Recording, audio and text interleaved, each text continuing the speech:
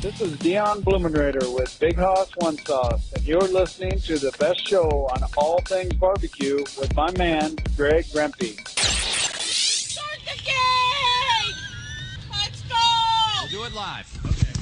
Well, do it live! I'll write it and we'll do it live! So to get that perfect barbecue, you use wood. Are you sure it's safe? Whatever.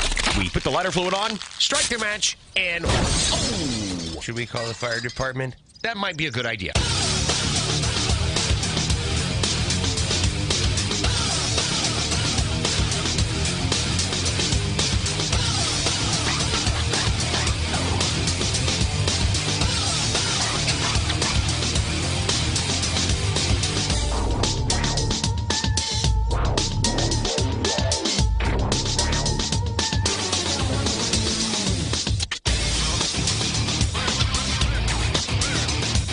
Good evening and welcome to the really big Barbecue Central show. This is the show that talks about all things that are important to the world of barbecue and grilling. Like the ESPN covers the world of sports, the Barbecue Central show is covering the live fire industry. The show originating from the Rock and Roll Hall of Fame city, Bomb City, USA, Cleveland, Ohio, the barbecue capital of the North Coast. I happen to be your program host, Greg Rempe. Happy to have you aboard here on your Tuesday evening's live fire fun and frivolity show. If you want to jump in on the show this evening, here's how you do it. You can get in touch with the show by sending an email to Greg at bbqcentralshow.com. Follow us on all the social media channels at BBQ Central Show. And be sure to subscribe to the show podcast feed on your favorite podcast platform. Anything else you want to find out about the show can be found at the main website, thebbqcentralshow.com. And here's what's happening in case you didn't get the newsletter.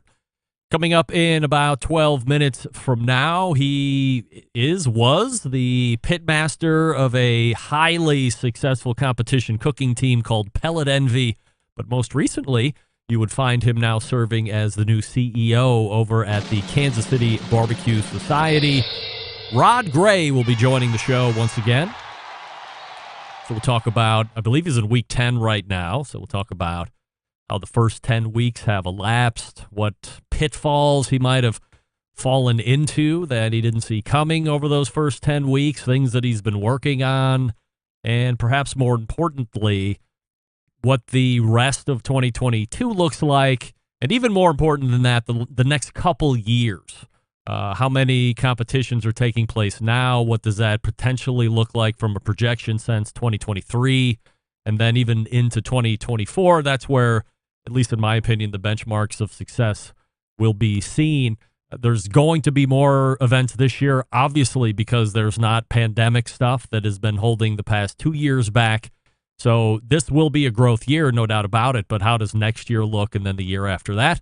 So a bunch of stuff to talk with Rod about, not the least of which is the upcoming 2022 Smithfield Kansas City Barbecue Society's World Invitational competition as well. So if you have any questions, please feel free to shoot them into my email, or we'll tell you some other ways to do that here in just a second. So Rod Gray to lead it off tonight, 35 past the hour. You will find the current world champion at the Jack Daniels barbecue cook-off event, Chris Schafer from Heavy Smoke, a friend of the show, also a two-time winner of the aforementioned KCBS World Invitational, if you can believe it. So adding another world championship notch to the belt. We'll talk to Chris about the big win. And I love to always talk to any winner of the American Royal or the Jack Daniels and then immediately start asking if you haven't won both, which most people haven't. I've had some on that have won both, but if you haven't won both, here you've won this one. If I could give you the opportunity, would you immediately trade this one away in order to take that one? Which one has more? Let's get into the nonsense talk with Chris Schafer as it relates to his wins, because he's been doing a number of other barbecue shows, podcasts, and the like. But the Varsity Show is tonight, and we will be asking all the important questions to Chris Schafer. We'll also touch on that restaurant he has going out there in the St. Louis area. So Chris Schafer, 35 past, and then we'll move to the second hour, where I'm leaving it mostly open with these two gentlemen. I've never said this before, but I'm going to say it now. What's the biggest pain in the butt about cooking poultry? Trussing it. In fact, it's so much of a big pain in the butt, I have never trussed any poultry in my life. I may cut the backbone out of it or spatchcocker. Never a trusser. Twine, where do you even get it? Is it at a hardware store? Do you go to the butcher shop for that? And then you have to figure out how to tie wings and thighs and nonsense together. I don't necessarily buy the trussing helps anything aside from keeping it all tight. Maybe that keeps the heat in more. But these two gents decided that trussing has lived mired in mediocrity long enough, and they were taking it to the public to make trussing very quick and very efficient in a turbo-like fashion. Hence the name Turbo Trusser. Brian and Kirk, the inventors of the Turbo Trusser, will join me in the second hour, and we'll talk about the background of these two guys, which is actually very intriguing, not necessarily in the live fire or cooking industry per se. Barbecue industry, I should say. One of the guys does have a cooking background. And then hear how they got together and where this invention came from, how long it takes to get to market. And a couple weeks ago, guess what? Turbo Trusser guys were on Shark Tank. And I won't spoil it for you, but we'll definitely go over all the interactions there. I love to talk business on the show to an endless amount. So we'll talk about the pitch, and we'll talk about the negotiations, any offers that they might have fielded. Did they get any offers? Did they make any deals? All that fun stuff. So that's the second hour of the guys at the Turbo Trusser. If we have any remaining time, we'll do a little open segment, get your feedback, we'll play some game shows, give away some stuff as time allows. But I think there's a lot of stuff with Brian and Kirk and the Turbo Trusser that might take up both segments. So that's how the show's laying out. Rod Gray coming up shortly, Chris Schafer after him, and then Brian and Kirk from the Turbo Trusser closing out the show. Don't forget you can follow me socially, Instagram, TikTok, Twitter, and the Snapper Snaps at BBQ Central Show. We say good evening to those of you watching this show tonight through one of our video streaming platforms. If you go to Facebook and Twitch/BBQ Central Show, you can watch there. Also, you can take in the show via YouTube/RD Rempe, where there is already a robust chat going on. I will also take a second to say hello to all the folks using our auto streaming platform, Clubhouse. So if you would rather hear us and not see us, Clubhouse is the way to do it. And if you are listening through Clubhouse, there is a chat option there, little bubble towards the top of that navigation, and you can chat away with everybody else in the Clubhouse room while the show is going on. By the way, Chris Schafer will be joining us through Clubhouse this evening because he's sans USB mic, but we know how to make it work and have him sound good all at the same time using Clubhouse's technology. So let's start here tonight. More important than anything else going on today, and I say this with peace and love. Peace and love. Peace and love. I and my wife celebrating 25 years of marriage. That's right, my wife Becky and I celebrating the quarter century mark. Now, within that time, we have had incredible life experiences, challenges, wins, losses, everything in between. She is the best partner for me, and I am happy to be traveling down this path of life with someone that I know that has my back 100%, that supports me 100%. So I take one moment to congratulate us on this milestone. And by the way, not to be outdone in gift giving this year, because it is a milestone, I have this trophy that my wife got me. It's got our wedding date on it, 10/18/97, and inscribed Lifetime Achievement Award, 25 years of marriage, Greg Rempe. How about that? Right here, you can't see it. It's in there. It's really tough to read on camera. But camera, or the trophy, takes the cake as far as best anniversary gifts that were exchanged between us. I was certainly not expecting a trophy. I'm very competitive. So anything that recognizes my superiority over somebody else's, like a trophy does, means that I'm very happy and I feel really good about myself right now. So I'm super pumped up to bring my award-winning marriage talents here to the show this evening. All right, we got a couple seconds here before we hit the break and then get to Rod, so let me get a little feedback here. Marion in Tennessee writing into the show. Greg, I am new to barbecue. I really enjoyed the conversation with Meathead Tuesday about the juices running clear myth. I wouldn't normally admit to this, but I was raised in a household that said the same thing. I can only imagine how many stomach aches growing up might have been, in part, to undercooked chicken. Thanks to you and Meathead for talking about it. Regards, Alvin. Alvin, thank you for writing in. Sharon in Kansas. Greg, in regards to the Pits and Spits segment, $5,000 to $10,000 for a hybrid cooker. No thanks. How can Pits and Spits possibly charge such an amount for a cooker? Love the show. Regards, Sharon. Sharon, nobody's holding a gun to your head and saying that you have to buy a Pits and Spits. I was merely giving you a hybrid option. That's pellet and offset currently. And they have a carbon model for $5 and a all stainless for $10. And he explained why it's $10. If you don't know the history of Pits and Spits, then you don't know where their value is and why their retail price is where it is. They're okay with it, and I'm okay with it. Sharon, if you don't want it, don't buy it. We're not bullying you. Don't worry about it. But thank you for listening.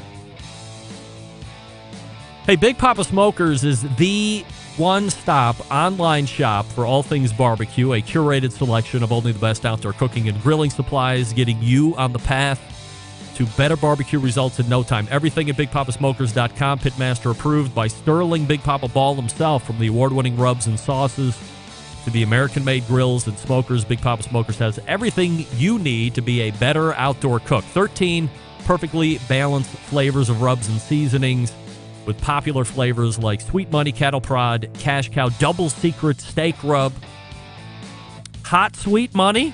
That's a new one. Also, if you're looking for a new go-to sauce, you're tired of what's out there, you want something new to try, you want a new base sauce that you can trick out and make your own, try Granny's barbecue sauce. Granny's traditional yet powerful flavor reminds us of why we fell in love with barbecue in the first place. You can find it at the website, BigPapaSmokers.com. And aside from the rubs and sauces, they're selling cookers. If you're looking for a versatile smoker that's easy to use, check out that Mac 2-Star General Pellet Cooker. Big Papa Smokers, the exclusive Mac dealer, even offering special packages. If you're not a fan of pellet smokers, or you don't know which one to get, call them. Ask questions. That's what they're there for. 877-828-0727.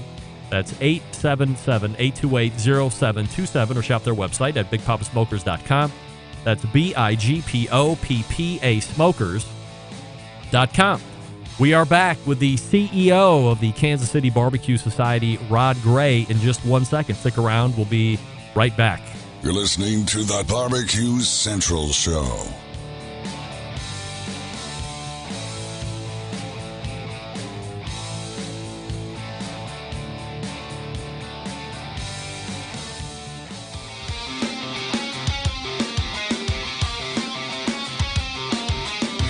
Broadcasting live from the Barbecue Central Show studios in Cleveland, Ohio.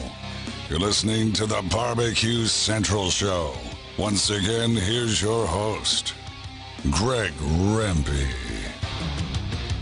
Welcome back. This portion of the show being brought to you by CookinPellets.com, your number one source for quality wood pellets for all your pellet-driven cookers. Visit CookinPellets.com for more information, or to purchase, or to see what other products they have that might enhance your live fire experience. Good folks over at CookinPellets.com.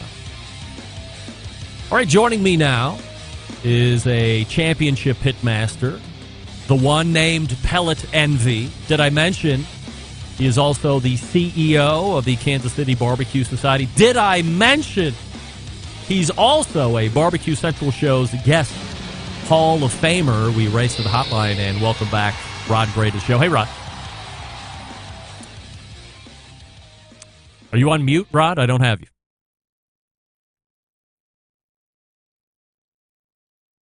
I don't have you. Still don't. Hey, do this. Oh, yeah.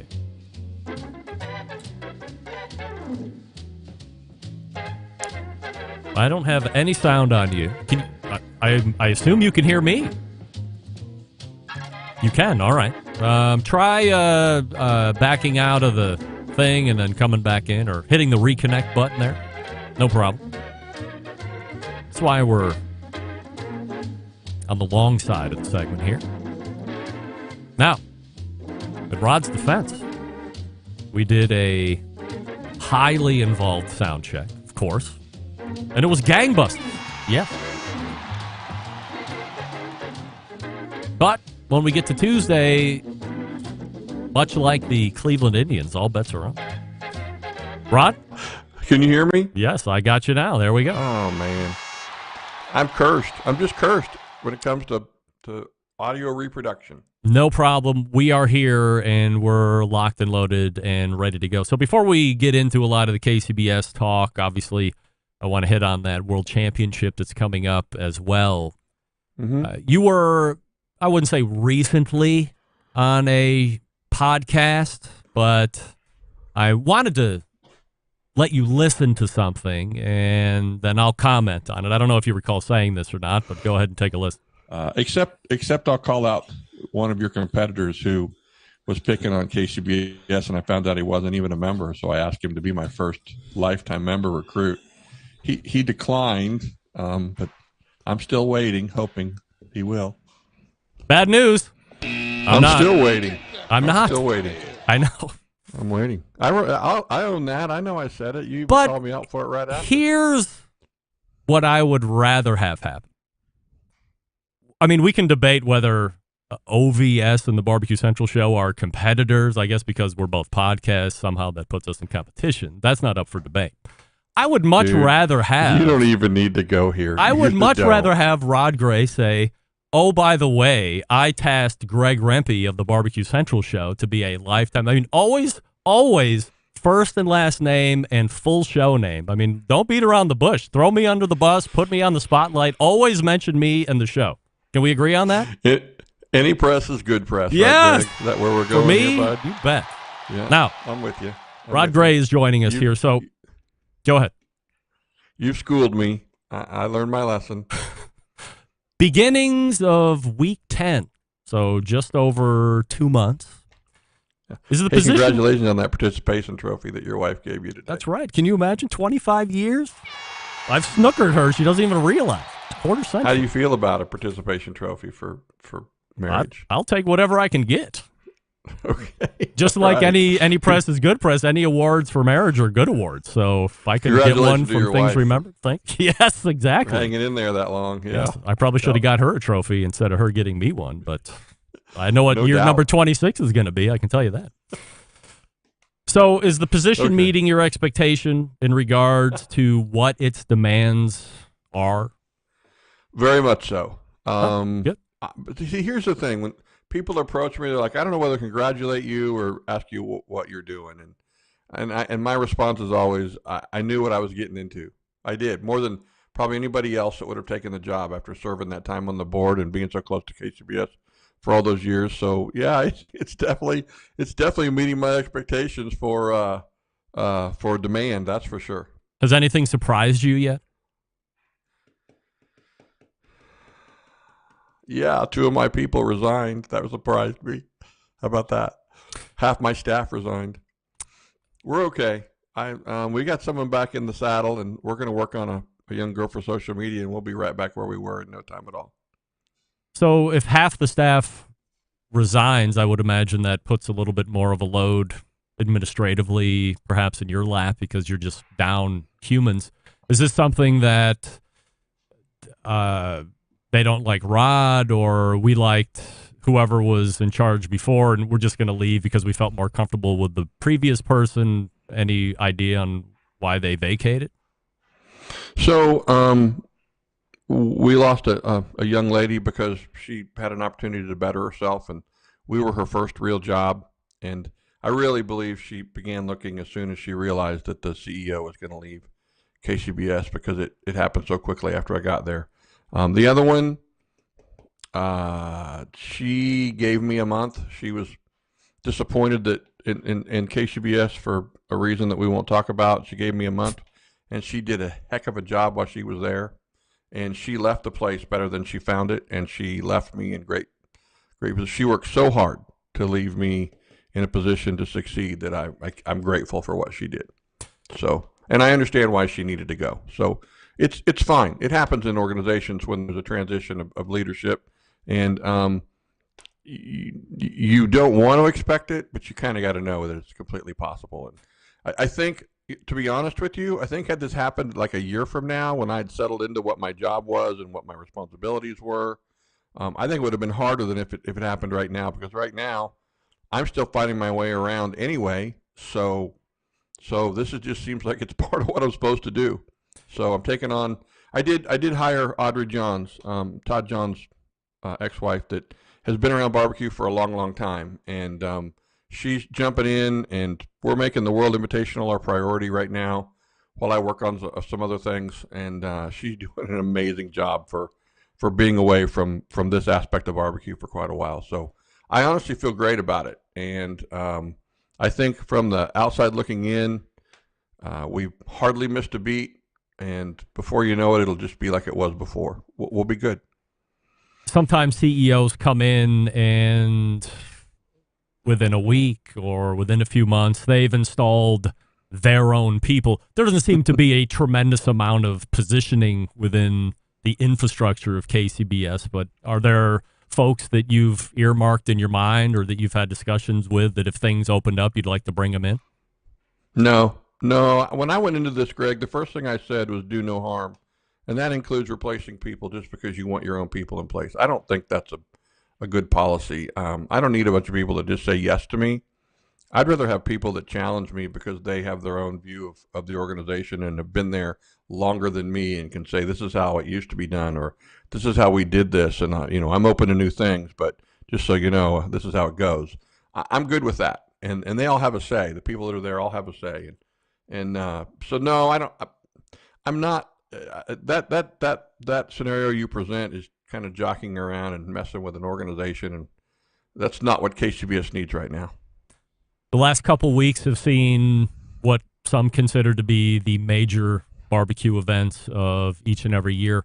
One isn't a KCBS-related event or sanctioned event, that being the one this past weekend over at the Jack, but the one that happened a couple weeks ago out there in Kansas was, of course, the American Royal. History made there as QU wins the Invitational and Open Side. I'm sure you as a competitor can certainly appreciate the unbelievable ability to pull that off. I mean, as the competitor, Rod Gray, what do you think about that?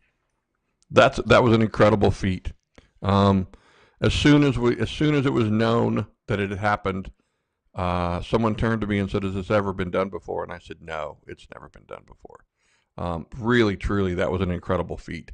And so for anybody who wants to walk up to me and tell me that the judging at a contest that big is crap, I just responded the same guy won both days with two sets of judges, different judges each day, and in a huge room.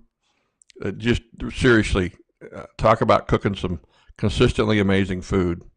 That's what happened that weekend. What was it like being CEO Rod Gray instead of being competitor Rod Gray at the American Royal? How much of a different experience is that? So, okay, that is an amazing question because I want to talk about that. At the Royal, I was so busy helping wherever I could help with the judging and creating the boxes and all the things that we did that I didn't have a lot of time to think about it. But when I was out in the crowd, out seeing a few people that I knew, it was awkward for me. It really was. Friday for lunch, we all, Donnie Teal and I got behind the fryers, Darren's Fryers and Fried Tenderloins for over 400 people. And that was just old school fun. And it was great to see everybody pass through the line because that was the best time I had for seeing folks because most of the rest of the time it was head down going to work. Now, the Jack Daniels. By the way, no one sanctions the Jack Daniels, but KCBS does facilitate the judging of the event, just like we do at the Royal. It's an invitational. So it's cool that KCBS is involved in 2 of the 4 majors in the country. Do they pay you for that? I can't divulge that information. It's just not important to this conversation. But I want to tell you how I felt there. It's not? Like a fish out of water. It was so awkward to be there at a 65 team contest where I really had no responsibilities other than just to see people and talk to people. And it was a blast to see them. And I've never experienced a jack from that aspect of it. Tuffy was there doing something similar. He had some responsibilities, but he admitted that it was difficult to walk around and not be right in the middle of it, putting another log on the fire and checking temps on briskets and all those things, because we were, in different roles this year. That was awkward for me. I'll get better about it. Can I back up a second? I just want to make sure that I didn't come across in a misunderstood way. When I said, do they pay you, I don't mean you specifically. I mean, do they pay for KCBS sanctioning or help or anything like that? The jack. Yeah, they take care of the folks that are down there. Okay. From a CEO, public facing and meeting people sense, I don't know how much you're able to do that, the American Royal, and there seems like there would be a shitload of opportunity to meet this person from this company or this person from that company, but it is a KCBS sanctioned event. You could be, bogged down with judges and other such nonsense. But since you aren't doing that at the Jack, is that something that you're comfortable with? Are you able to go up and strike up conversations with, Johnny from X Meats or this person from this car company and getting the ball rolling on some kind of a potential synergy? Yeah, I did some of that at the Jack. I was actually pretty pleased with that aspect of it because it was just casual conversation. I think the fact that people know what I did for 20 years on the circuit, so they know of me, even if I don't know, what they're doing right now. I think that's a benefit for me because I connected with somebody in line up on the hill getting dinner that I had met before, but we hadn't seen in quite a while, and we're going to have a conversation here later on in the year once things settle down a little bit. And I think I made a couple of really great connections at the Jack this year, very casually too. It wasn't like I was out there to seek that out. I was just down there to experience the Jack from the side of KCBS and all the things that go on. And I got to go to the International Cooks meeting and meet some of the international teams and do a lot of things that I never did at the Jack Daniels before. So I came away from there feeling that it was much more successful than when I was headed down there and not knowing exactly what I was going to do. But yeah, I can definitely do that, Greg. I mean, I'm talking to you, so. Yeah, but I'm easy to talk to. Well, you're going to sponsor me somehow, right? No, I'm going to be your first lifetime member, I think. Yeah, I think it's too late for that, by the way. You can't be my first. All right, good. I don't have to do it then. Good. Do you want to name who your first one is? Go ahead. No, I don't. No? If I'd gotten permission ahead of time, I would have, but I'm not going to go there. I will tell you this. Can I tell you a quick story? I had a new friend I met down there, and they said, I used to be a member. I'm not a member anymore, Rod. Why should I be a member? And I said to that person, do you travel around the country and compete? And that person said, I do. And I said, and do you know the rules before you ever get to the contest halfway across the country? And he said, yeah, I do. And I said, you know why that is? Because KCBS has standardized the rules for our competition. So before you ever leave your house, you could trim your meat if you want to and not worry that you might be disqualified or asked to find new meat. You know what time turn-ins are for the most part. You know what order they go in. You know how the rules work. You know what garnish you can use. All these things for contests all over the country. And you know before you ever leave your home. And I could see I didn't quite reach him. It wasn't quite enough for him. So another friend at the table said, you know why I'm a KCBS member? And so I just listened, and the friend said, because all the people I've met all over the country, and they're now my friends, and all the experiences I've had, all this time, all these things, and they're all attributed to cooking KCBS events. So two different aspects about membership and two different complete views, I think. I still don't know if that person renewed right after that or not. I didn't press him. I know he wasn't my first lifetime member, though, Greg. I know that. Any thoughts on mandating membership to cook, like I had mentioned last time? Yeah, I don't. So I was on the board from like 04 to 09, and I think there was some talk about that. And, if somebody wants to come out and dip their toe in a Master Series contest, they've never cooked one before, and they don't know they'll ever cook one again, I hate to have to make them be a member to try it one time. I'd rather them try it, maybe get one call that kind of hooks them, and then they want to be a member and they want to get more involved, they want to cook more contests. So I haven't thought much about that aspect of that question, but initially I would say no, I don't want to make someone be a member of my organization just to come out and play. Let's talk about contests. We had mentioned the last time that you were on.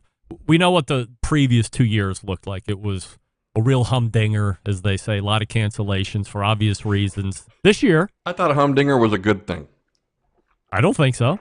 I think maybe it depends on how you're using it. So in this instance, humdinger, not so good. But now we're in a different kind of humdinger in 2022. There's not the same pandemic rules. Contests are up.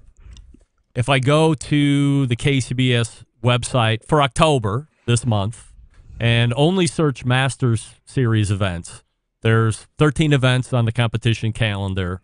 13, or of those 13, 2 were canceled, 2 were postponed. That nets 9 total. And a third of those events had less than 20 teams. So that's just a snapshot of this month. So then I decided to back it up a month because I figured there would be more in September, a little warmer, whatnot. So there were 50 total Masters Series events on the calendar, but 20% of those canceled or postponed, and then 15 of those events have 20 teams or less. So I'm always concerned from a side of losing competitions, right? Because you need events in order to supply the cooks, and then you need cooks in order to make sure the judges have something to do, and you can argue those 4 and what's more important, whatnot. How do we continue to grow competitions, number one, and then perhaps more important to that, how do we get more teams in? Like I'm a little more perturbed with less than 20 teams, or the amount of less than 20 teams in that 2-month snapshot. Yeah, I don't disagree with you. There's another aspect of this, and I wrote about it in last month's bull sheet that I think I want to add to this conversation. We're seeing a thing where teams wait till the very last minute to sign up for an event. Murfreesboro, Illinois had 22 teams with 10 days to go, and they got 24 more teams in those last 10 days. An event in Omaha had similar results. So some of what's happening when you see those events cancel is that they can't wait. They can't wait to be 2 weeks or 10 days out to pull the plug on it if they don't have enough participation to at least break even. But teams are really signing up late, and that's putting a hardship on contests. For one, you know, if I've got a contest and I've got 22 teams in it, and I just resign myself to the idea that it's going to break even this year, and that's good enough for me to get through the year, and then all of a sudden I start to get flooded with these new applications, new teams, it's like pure profit in my head at that point. I'm not going to turn them away, and I'm going to believe to myself that I'm going to find the judging for it. And it's not happening like that. We're scrambling at the last minute to fill the seats in the judging area, and we're having to judge more than 6 entries. And then teams are complaining that you know, we're skewing the judging because we're giving them more entries than they should be judging. But if the teams had signed up sooner, we wouldn't have that problem. So I can't. I'd have to go through all those individual events and give you the reasons why they canceled. I'm sure some of them was lack of participation. I know we had one where a sponsor backed out with 2 weeks to go, and so they had to pull the plug on the event because they didn't have the prize money, and that they had guaranteed, and so they just had to pull it right then. So that's not really, and that may be related to the economy too, but not as directly as fuel prices and meat prices. You asked me how we get more people to participate. I think one of the ways is we've got some other alternatives in barbecue that we can do, these one meat contests where somebody can sneak out on a Saturday afternoon and fire up a Weber kettle, and they can throw on a slab of ribs and turn them in and see how they do, rubbing shoulders with some of the best cooks in the country, because the points count for team of the year. And we've got some backyard events, so some people can get busy with some backyard events. Again, a one-day issue instead of having to do a 4-meat master. I think there are some ways to get people involved. I think the gas prices, we're getting more accustomed to them. They have come down some, but I think we're getting used to that a little bit more. On my trip to the Jack, coming home on Saturday night, I stayed at a hotel, and there was not a single parking place in their parking lot. They were so full. So people are starting to travel more and get accustomed to the gas price. Meat prices are still up. I don't think they're coming down in the fall. I don't think that's going to get people to participate more. You're asking me how to do it. Quite honestly, I don't have a definitive answer for how to do it. I think it's a lot of little things, a little bit of more promotion, a little bit of education, an idea that maybe we don't cook a 4 meat, we cook a 2 meat, or we just come out and do a 1 meat rib contest. Things that KCBS offers, ways to get people involved, kind of get them feeling better about competition barbecue, and then bring them back to the 4 meat series. Right, I got a couple minutes left. I want to give you some time to talk about the KCBS World Invitational and what folks can look forward to for that. So the World Invitational is in Gadsden, Alabama, the 11th through the 13th. We are sold out. The event is sold out. We have a wait list going. It's far enough in advance. I'm sure we're going to have a couple people who can't make it for one reason or another, and we'll pick up some of the wait list teams. But yeah, it's the city of Gadsden has embraced us. They have helped us. They're going to continue to help us. We're going to have the banquet there on Friday night. We're going to have a backyard event. We're going to have an open contest. We're going to have a drink contest sponsored by 360 Vodka. We're going to do a dessert category or a steak category. And then we're going to turn around on Sunday and have the invitational. And so it's going to be a lot of barbecue over a couple of days with a lot of great teams in a really great location at a campground. And we're looking forward to it. It's just a few weeks away, and my attention is turned to planning that to the best of my ability with the help from the staff. And we're going to load up and all go down there and have a great time. We're really looking forward to it, Greg. Good. We're talking with Rod Gray. He is the CEO of the Kansas City Barbecue Society. The website, of course, kcbs.us. Rod, always appreciate the time. It has gone by even more rapidly than I thought it was because I have half of my agenda that I didn't get to, but that means we can line it up again here in another month or two and hammer it out then. Yeah, we'll beat on each other in a month or two. That'd be great. Thanks for joining me, Rod. Always appreciate it. Greg, I really appreciate you having me on. Thanks a lot. And love the show, and keep up the good work. Thank you, sir. That's Rod Gray right there. KCBS.us. And if you were hoping to get your entry in for the World Championship, you've waited too long. How dare you? So, we have Chris Schafer ready to go in the clubhouse area, literally. We'll talk to him about winning the Jack Daniels this past weekend. Before we do that, I will talk to you about Green Mountain Grills. Some of the best pellet cookers out there on the market today. A couple different lines to choose from, a choice line and a prime line. Now, who's in line for the choice line? Okay, well, maybe you don't want Wi-Fi or the ability to download an app and control your cooker in all sorts of different ways and connect custom cook cycles. Maybe you don't want internal meat probes or lights inside the cooking chamber or peek-in windows on the main cooking chamber and pellet hopper. You just want a solid, better than basic pellet cooker. You've bought into the pellet cooker portion, but you need all the other nonsense that's going on these days with cooking. Choice line is the one for you. Now, maybe you're the type of person that wants everything that I just outlined that the choice line doesn't have. Okay, great. Prime line, that's the one you want to have. There's a peak and a ledge. Now, since we're right in the middle of football season now, baseball season just ended for us here in Cleveland tonight. The hands of the Yankees. Shame. But there's plenty of ability to travel, and if you want a pellet cooker that you can just stow in the back of a truck, van, or SUV, the Trek is the one you want to take a look at. What do we know about all these cookers? They can accommodate the pizza oven insert, choice line, prime line, Trek, all that stuff. And you're getting wood pellet flavors. Only sold through dealers is Green Mountain Grills. That's greenmountaingrills.com. Find a dealer near you, get educated, and then bring the best one home for you. That's greenmountaingrills.com. And we're back with Chris Schafer from Heavy Smoke right after this. Stick around. We'll be right back.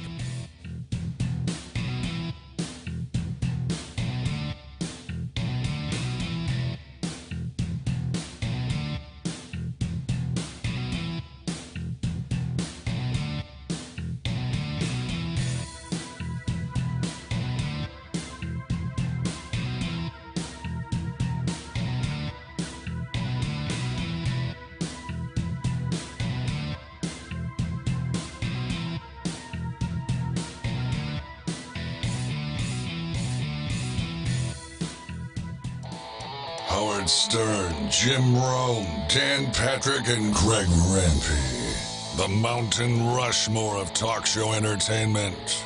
Now, let's get back to the Barbecue Central Show. And we welcome you back and thank Rod Gray for joining us last segment, the CEO of the Kansas City Barbecue Society. Their website, once more, is kcbs.us. This segment brought to you by Fireboard. Monitor up to 6 different temperatures simultaneously. Connect to Wi-Fi for cloud-based monitoring, or connect via the Bluetooth. If you have Alexa or the Google Assistant in your home, you're in luck. Fireboard, fully integrated with both. Find out more by visiting fireboard.com or call 816-945-2232. That's 816-945-2232. Now, I'm trying to invite Chris on stage, but for whatever reason, my invitation doesn't seem to be received from Chris. So, Chris, if you're listening, there should be a button on your phone where it allows you to raise your hand. So if you could raise your hand, maybe I can move you onto the stage that way, and I can... Oh, great. All right, let's see if that works. What we're going to see here in just 1 second. My next guest made his debut on the show in late August of 2020. He's been rolling ever since. This past weekend, he added Jack Daniel's World Champion to his haul of titles, and he's here to recap the event as well as give us an update on his restaurant. Let's hit the hotline and welcome the pitmaster of Heavy Smoke, Chris Schafer, joining us here on the show. Chris, are you there? Yeah, I knew it. So, now, it's like I'm clicking on the button and it just doesn't happen. Let's see here. Does this work?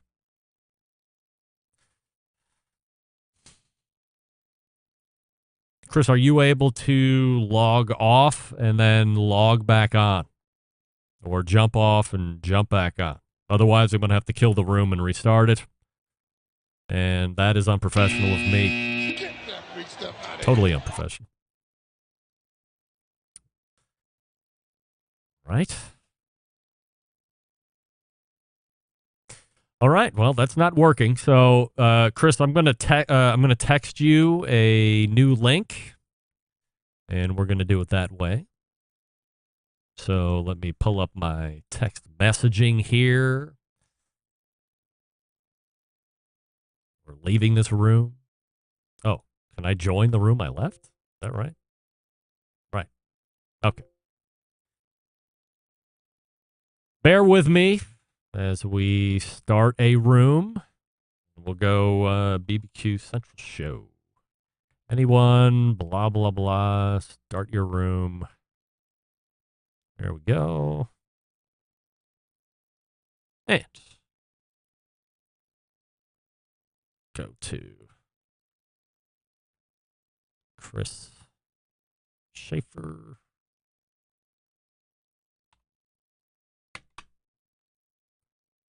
And we'll ship that over to him. And we'll see if it works this time or not.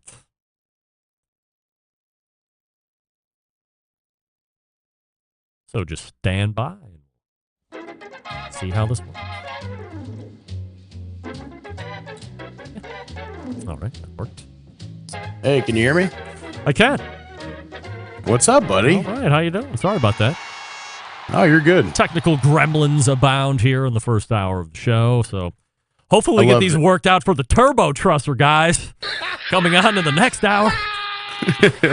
Shark Tankers, you can't be messing around with Shark Tank, folks, no doubt about it. So glad to have you, Chris, and as I had mentioned in the intro, you are now the 2022 Jack Daniel's World Champion, and I know you're doing the rounds of barbecue media right now, and I appreciate you giving me a few minutes here this evening. But from what I can tell, it's win the world title and then right back to home because you have to go to work at the restaurant, right?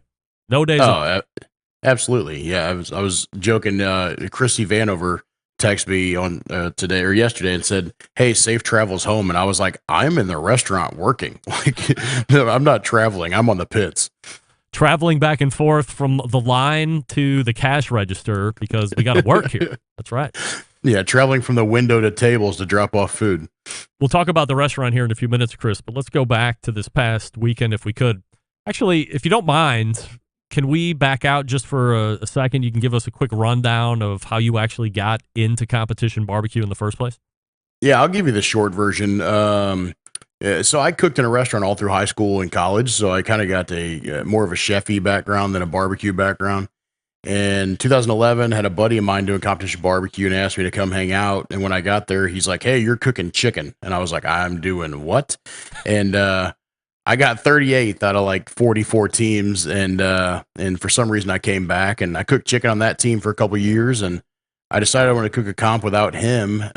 First one I cooked was Heavy Smoke, and I got reserve grand champion, and that was 2014, and I moved forward that way. And I cooked a lot of St. Louis Barbecue Society for a few years with just a couple KCBS peppered in. And 2019, I think 2019 I won the KCBS Invitational World Championship in February, and that year I decided to kind of switch over. I cooked like 12 SLBS and like 18 KCBS, and the last 3 years I've been all KCBS.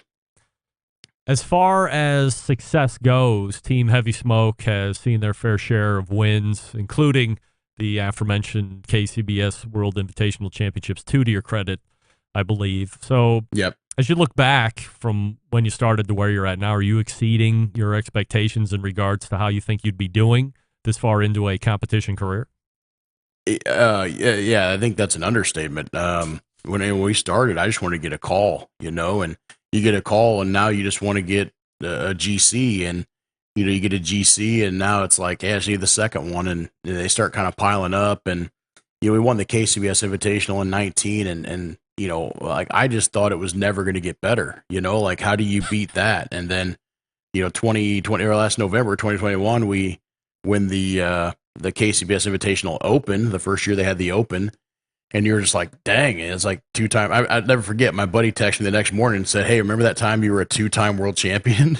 And I was like, yeah. And 2019, we won the Invitational, and I won 12 comps that year.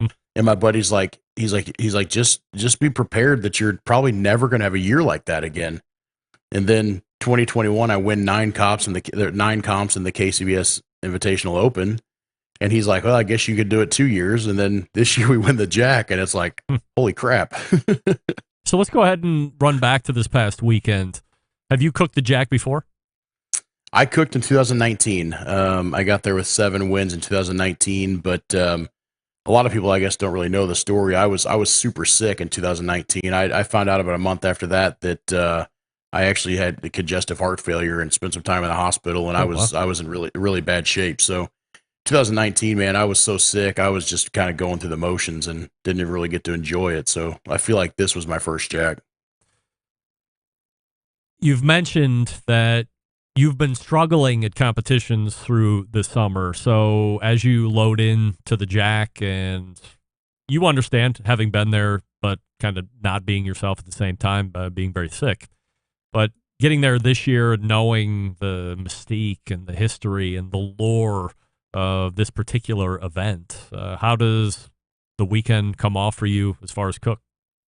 Well, you mentioned not doing really well, and I kind of hit this slump this summer, and when you cook as much as I do, like your slump is what other people like aspire to be, but it's not as good as you want to do, as dumb as that sounds.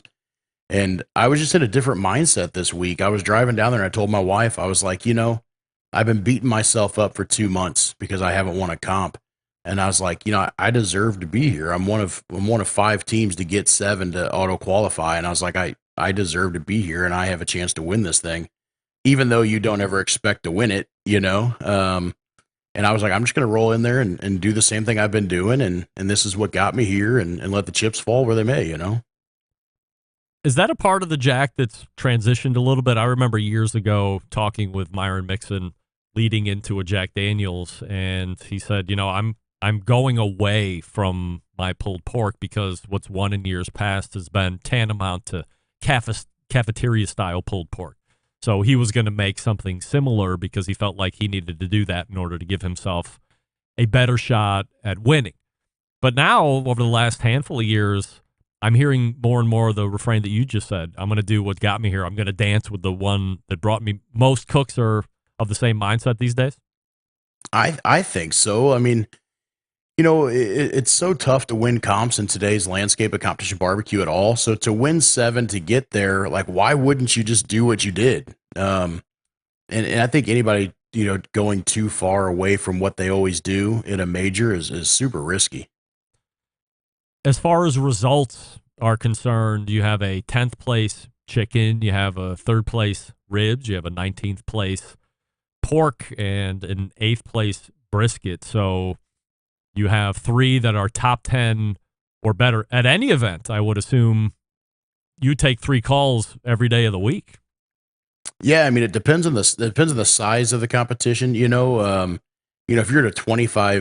you're at a 25 team comp and you get a 10th, a 3rd, and 8th, you're not feeling real good about it. But when there's there's 85 teams, to be top 10 in 3 of them is usually a big deal. But a comp that size, you never know. I mean, that 4th category could have been last, and I could have been out of the top 10. So when you don't have 4 calls, I feel like there's always a certain level of uncertainty there. It's obvious. I'm not going to ask the stupid question, say, where does this rank? I would assume that this one is top of the Grand Championship heap at this point. So, and you can go on Facebook. I think somebody videoed you as they were calling down, and you hear Heavy Smoke get called as overall Grand Champ, and it's, jumping up, high-fiving, and all this other great stuff. What's the first thing that you remember as you hear your name being called? What's the first thing that you can remember feeling?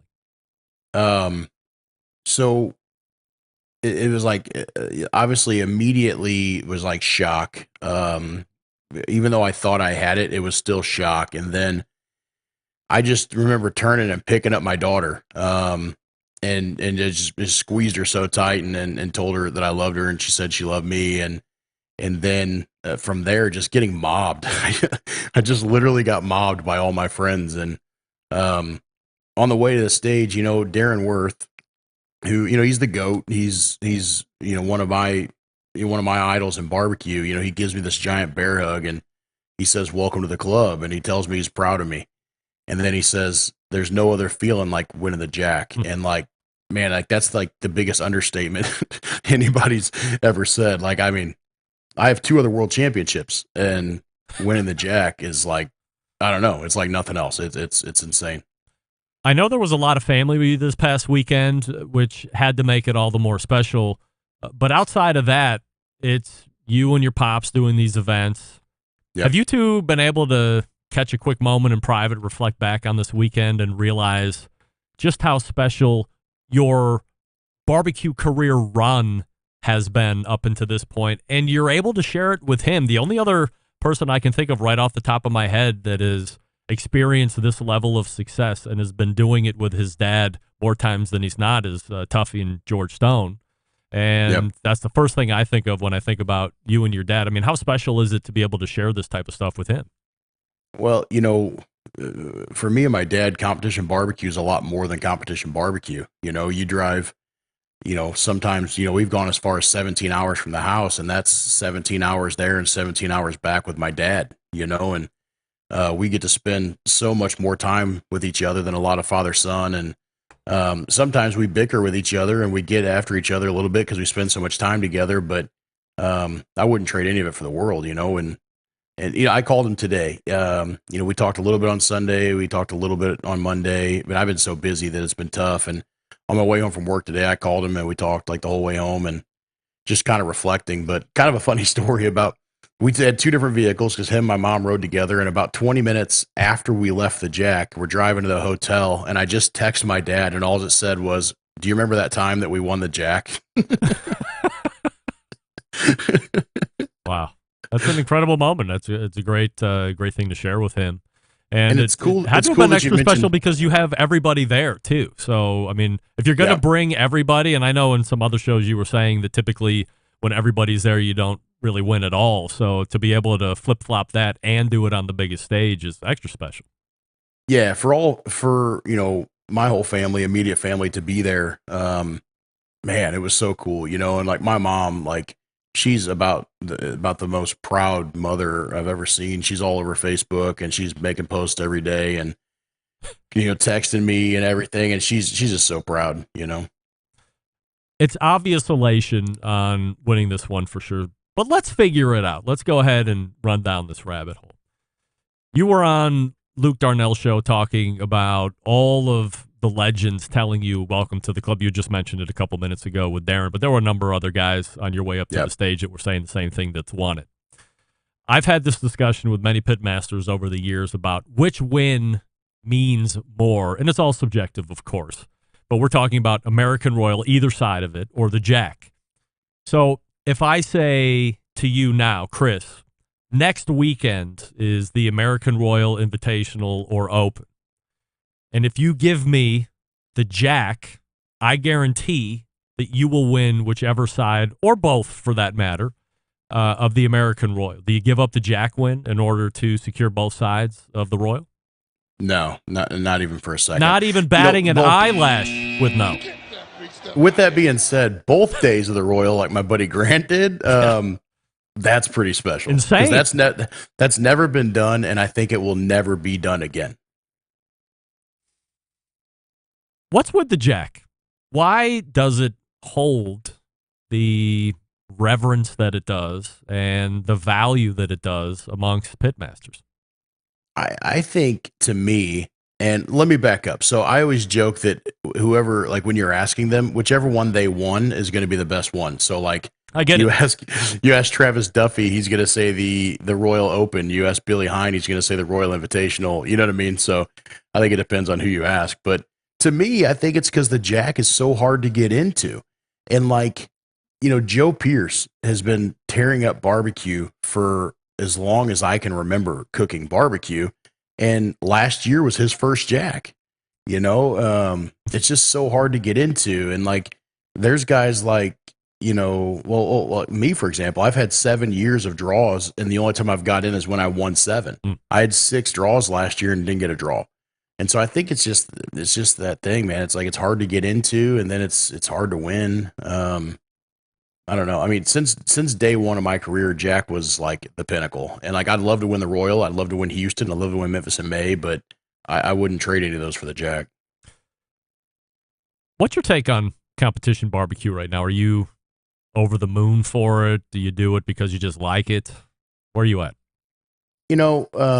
I love competition barbecue. I love competing. I love trying to be the best at anything I do. And it turns out I'm okay at barbecue. I think's what it is. But, the landscape of barbecue right now is up and down. I listened to you talk to Rod for a little bit, and I'm excited to have Rod in that position and see what he can do. But I think it's struggling in a way, and I think there's some changes need to come down the pipe to make things better. And hopefully they got the right people in the place to make those changes. How's that restaurant working out for you?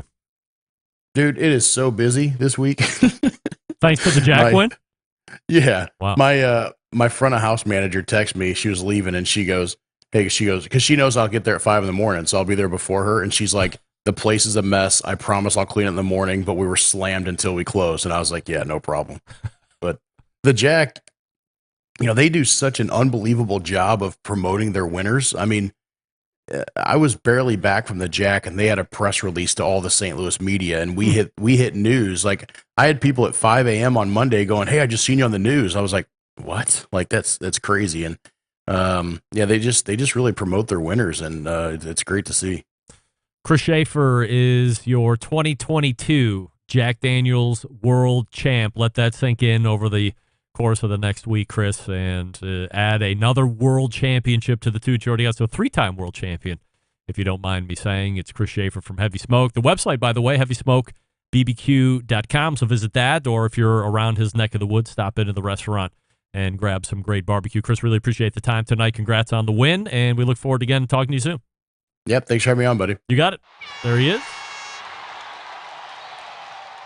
Chris Schafer right there from Heavy Smoke, your winner of the Jack this year. And a crapper going down the first time and having that little old congestive heart failure. Luckily, got around the other side of that. He's back this year. Him and his dad and the immediate family is there to watch him win the world championship. Awesome. Great story. And from all accounts, a great restaurant. So if you're out there in the St. Louis area, HeavySmokeBBQ.com is the website. Check that out. And let me know what you think of it. We are getting ready to point to the second hour, and I will set that up for you here in just 1 second. Stick around. We'll be right back.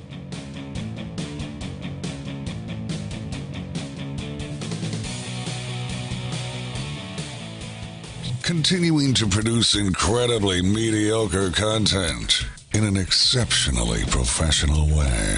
You're listening and watching the Barbecue Central Show. Once again, here's your host, Greg Rempe. And we thank Chris Schafer once again from Heavy Smoke for joining us this past segment, talking about his win at this past weekend's Jack Daniel World Invitational Barbecue Championship. This portion of the show brought to you by Pit Barrel Cooker, the most unbelievable outdoor cooking device on the planet. Currently available in 3 sizes, a host of accessories. If you're a beginner or if you're a professional, it doesn't matter. Definitely cooker you want to add to the arsenal. Visit pitbarrelcooker.com and tell them the Barbecue Central Show sent you. All right, so there you have your first hour. I'm going to do an abridged out because we're already creeping into the second hour. I want to make sure we have enough room to get to those Turbo Trusser guys at the right time. I can only imagine where the audio is going to be for that. Look, the audio sounds good once it gets connected. We've just had a little trouble connecting because the internet is a bitch. We will try and fix the bitches. During the break, I'm going to revere my 25th anniversary wedding trophy, but I'll take that off camera. And we will see you back here in just a few minutes. Stick around. We'll be right back. You're listening to the Barbecue Central Show.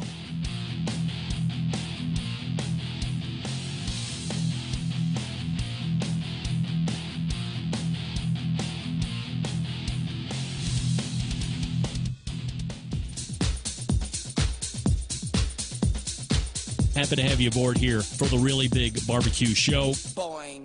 We cook because we have to, and we grill because we want to.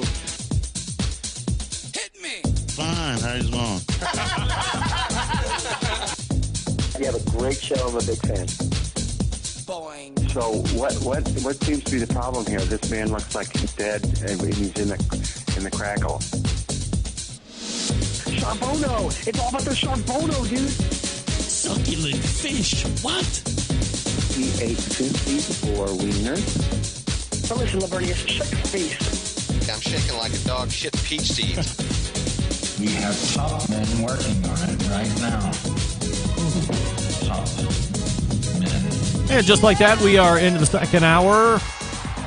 This is the Barbecue Central Show. We talk about live fire barbecue and grilling items of the utmost importance that have transpired over the last week, if not longer. But we just haven't gotten to them. Like something that I think I'm going to get to finally that I haven't got to in 3 weeks.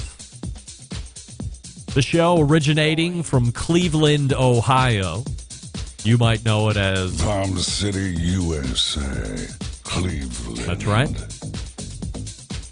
If you're just tuning in, you've missed the first hour. That's all right. Podcast will be up at some point early tomorrow morning. Second hour will be up on Thursday, and I'll tell you about Friday here in just 1 second. Still to come on this show this evening, Brian and Kirk from Turbo Trusser. We'll talk to them about Turbo Trusser, how they came up with it, how they got it to market, and ultimately how they ended up on the hit TV show Shark Tank a couple weeks ago, and go through all the ins and outs of the appearance and if they were able to make any deals, and if they did, what that currently looks like. If they didn't, why they didn't take any deals. All the fun stuff that I don't want to just ruin right off the bat here at the top of the second hour.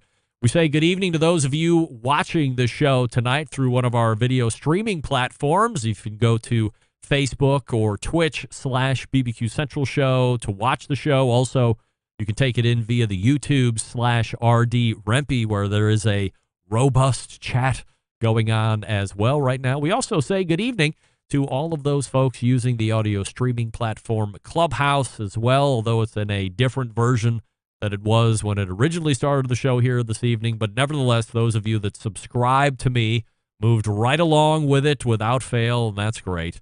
So if you'd rather hear us instead of look at us, Clubhouse is the way to do that.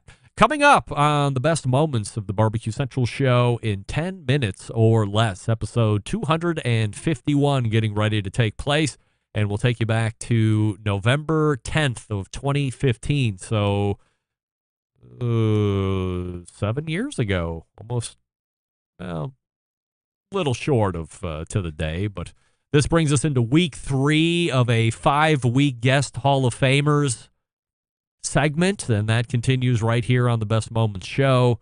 And this week we're featuring the founder of the Pit Barrel Cooker, Noah Glanville. Now, in this particular interview, we talked about his background personally, professionally. For those of you that don't know, Noah was a Navy corpsman attached to a Marine outfit and did a bunch of military work, eventually contracted security after military, so he's seen a lot out there. And then after all that finally ended, we talked about how we got into the pit barrel business itself. And Noah originally made his first appearance about 4 years or so before that, if you can believe it. So sometime in 2011 or early 2012. So we've known Noah here on the show for at least 10 years. And he has been associated with the show for much more than half of his time here as far as a sponsor portion. But outside of the sponsorship, just a great family, great business folks. They have a great product, a very loyal, dare I say, fervent following of the Pit Barrel. So I think you'll enjoy this coming Friday's Best Moment show as Noah Glanville hits. And we're trying to line him up as we are with all the other Barbecue Central show guest Hall of Fame inductees here in 2022. I have been in contact with Chris Lilly, with my mom, with Donnie Bray, and Noah Glanville. So the 4 that are still living are hoping to be on the show here over the next handful of weeks, potentially creeping into 2023, because as I just went through the schedule today, the show is filled out. So incredible stuff, and I'm trying to get people in, but shows are filling up fast and furious. Now, this is where I was normally going to tell you, programming note, no show next week. But because the hurricane down in Florida had other ideas, it appears there will be a show next week. So you will find the likes of the embedded correspondents in the second hour. You will also find the likes of one bristly barbecue journalist, Derek Riches, from DerekRiches.com. And you will not find me on the beaches of Marco Island taking it in at the J.W. Marriott Resort. You will not, Andrew, you are not going to find me on the beach at Marco Island. A shame. That was the 25th anniversary trip. Thank God I got this trophy. Otherwise, I would be ultra sad. Now I'm just a little sad. The trophy makes a lot of it go away. Still, Marco Island at this time of year, I think it was almost snowing today. 37 degrees in the Rock and Roll Hall of Fame city. And dare I say balmy? No, I won't. It was cold. I thought the heat was on today. First time this year. So it's coming, folks. It is coming. Don't forget, if you want to hear a guest or segment again on the show that might be lost in the archive somewhere, email John and let him know what you'd like to hear. Jon, Jon, at thebbqcentralshow.com. Don't forget Jon at thebbqcentralshow.com. And then there's this. Get that big stuff out of here. I'm not going to purport ever to be somebody who has even a modicum of interest in fishing, like for fun, pastime, sustenance. Fishing, I don't get. I think I get it less than soccer and hockey, and I don't get that at all. Get that big stuff out of here. But, like anything, a pastime can also be a competition. And it just so happens, maybe a month ago now, because I try to get to it every week, but I just couldn't get to it. And it's been a month or so. There's competition fishing tournaments that go on. Bass fishing, other types of fish, competition fishing. Well, what do we have here in the Rock and Roll Hall of Fame city, right here on the North Coast? Lake Erie, known for walleye. Yes. Have I ever had them? No. Get that big stuff out of here. But that didn't stop a gang of competitive fishermen from showing up on the shores of Lake Erie about a month ago and taking part in a walleye fishing tournament. And now, still, the country is talking about two dudes that caught a bunch of walleye. Now, that's not necessarily the problem. I would assume that these guys would be fairly good anglers because they're in the competitive side of things. They wore really loud jackets that had a bunch of sponsorships plastered all over them along with their boat. But the thing that really pushed these guys over the edge was a little thing we call cheating. Now, you might ask yourself, it's fishing. How do you cheat on fish? You catch the fish, you put the fish in the boat, you give the fish to a judge, and they weigh it, and you can't pass off a 80-pound, 80? I'm throwing numbers out like I know what I'm talking about. An 80-pound tuna, you can't pass that off as a walleye. Like, these fishermen know their fishes. So these guys thought they would do a little extra trickery, tomfoolery, hijinks, dare I say hoodwinkedness on this fishing stuff. They caught their walleyes, they opened up those walleyes' gullets, and they started pumping in egg sinkers down their guts, adding artificial weight to the fish. And then they turned those fish in. And then they weighed those fish. And then a bunch of the other competitive fishermen looked at the size of those fishes and looked at the size of those weights and said, we challenge the weight of that fish. That's poppycock. Well, what did the judges do? They whipped those fish right out of the buckets, took a fish knife to the side of those fish, ran them through, and guess what? Things were pumped full of egg sinkers. You can't do that. And now what do we have? We have a melee because you have very angry anglers. Can't say that very quickly without stuttering. How dare you? Cheating? Oh! My brother-in-law was like right in the middle of it. I didn't even know he was a competitive fisherman. I saw him on the news 50 times. Now, from what I've read, these guys have strung together a number of tournament wins in a row and have amassed a number or a bunch of winnings like to the tune of $3 million. So, hey, if you're going to cheat, $3 million is a number to cheat for. I've seen plenty of people go to jail around me for stealing like $1,300 or less. At least these dudes have real money goals. That being said, there's only one sport worse than soccer, and it's fishing. By the way, there is an update. As of the other day, both men have been charged with cheating, attempted grand theft, possessing criminal tools, unlawful ownership of wild animals. They could face jail time of up to a year and fines of up to $3,000. But considering they've won $3 million in prizes, like $3,000 is chump change. They probably have it in their pockets. However, jail, that might bring a whole new respect for cheating.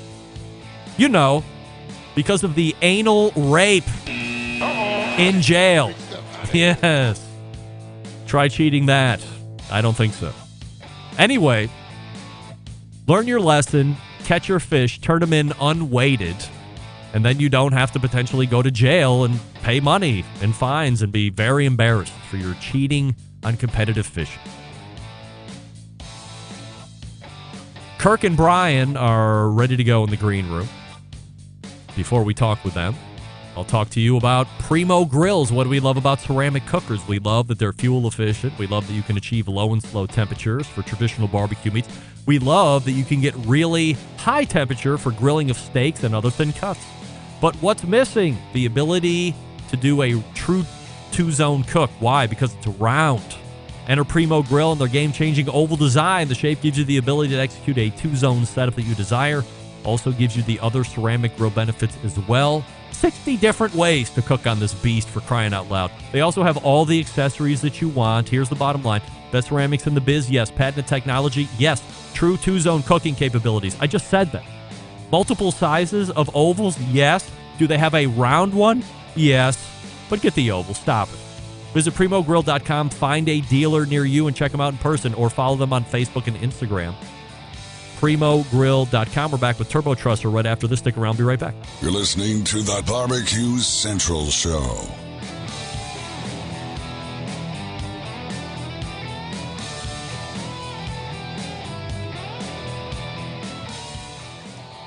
Howard Stern, Jim Rome, Dan Patrick, and Greg Rampey.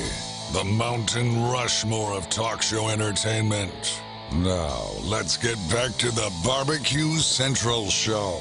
This portion of the show being brought to you by Smithfield. The popular Smoking with Smithfield grant program applications are currently live at smokingwithsmithfield.com. In order to help deepen prize pools, Smithfield will once again be awarding $3,000 to the selected competitions.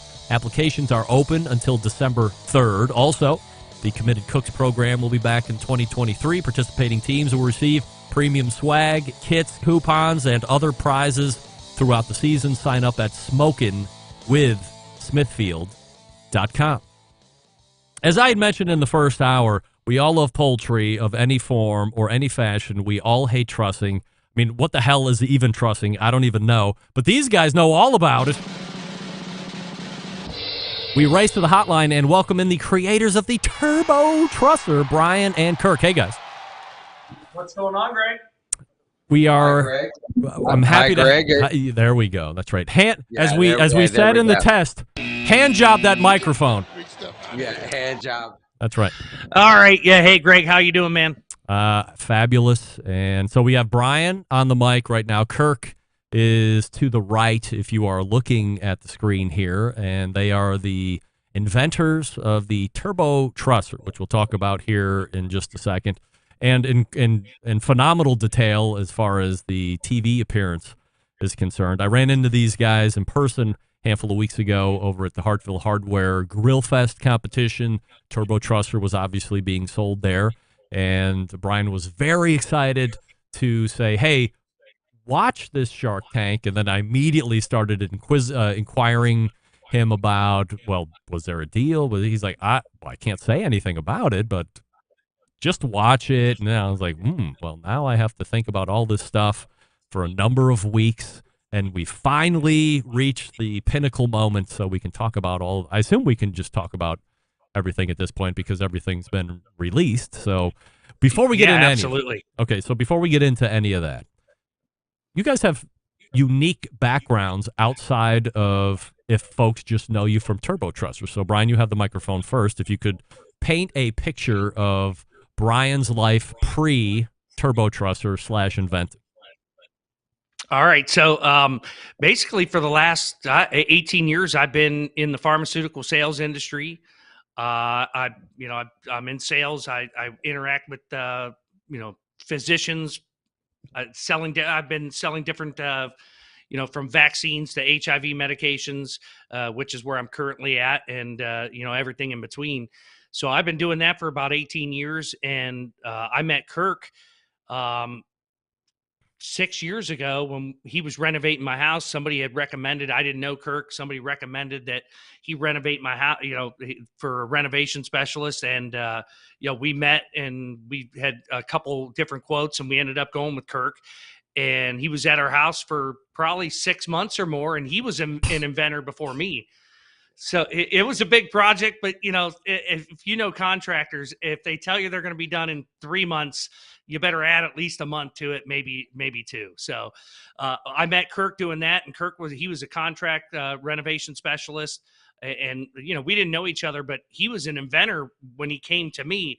And as he was working on my project for 6 months, we became friends, and he would show me, he had this wrench that he invented, and he would show me this wrench, and we would talk about it, and it really got me excited into inventing.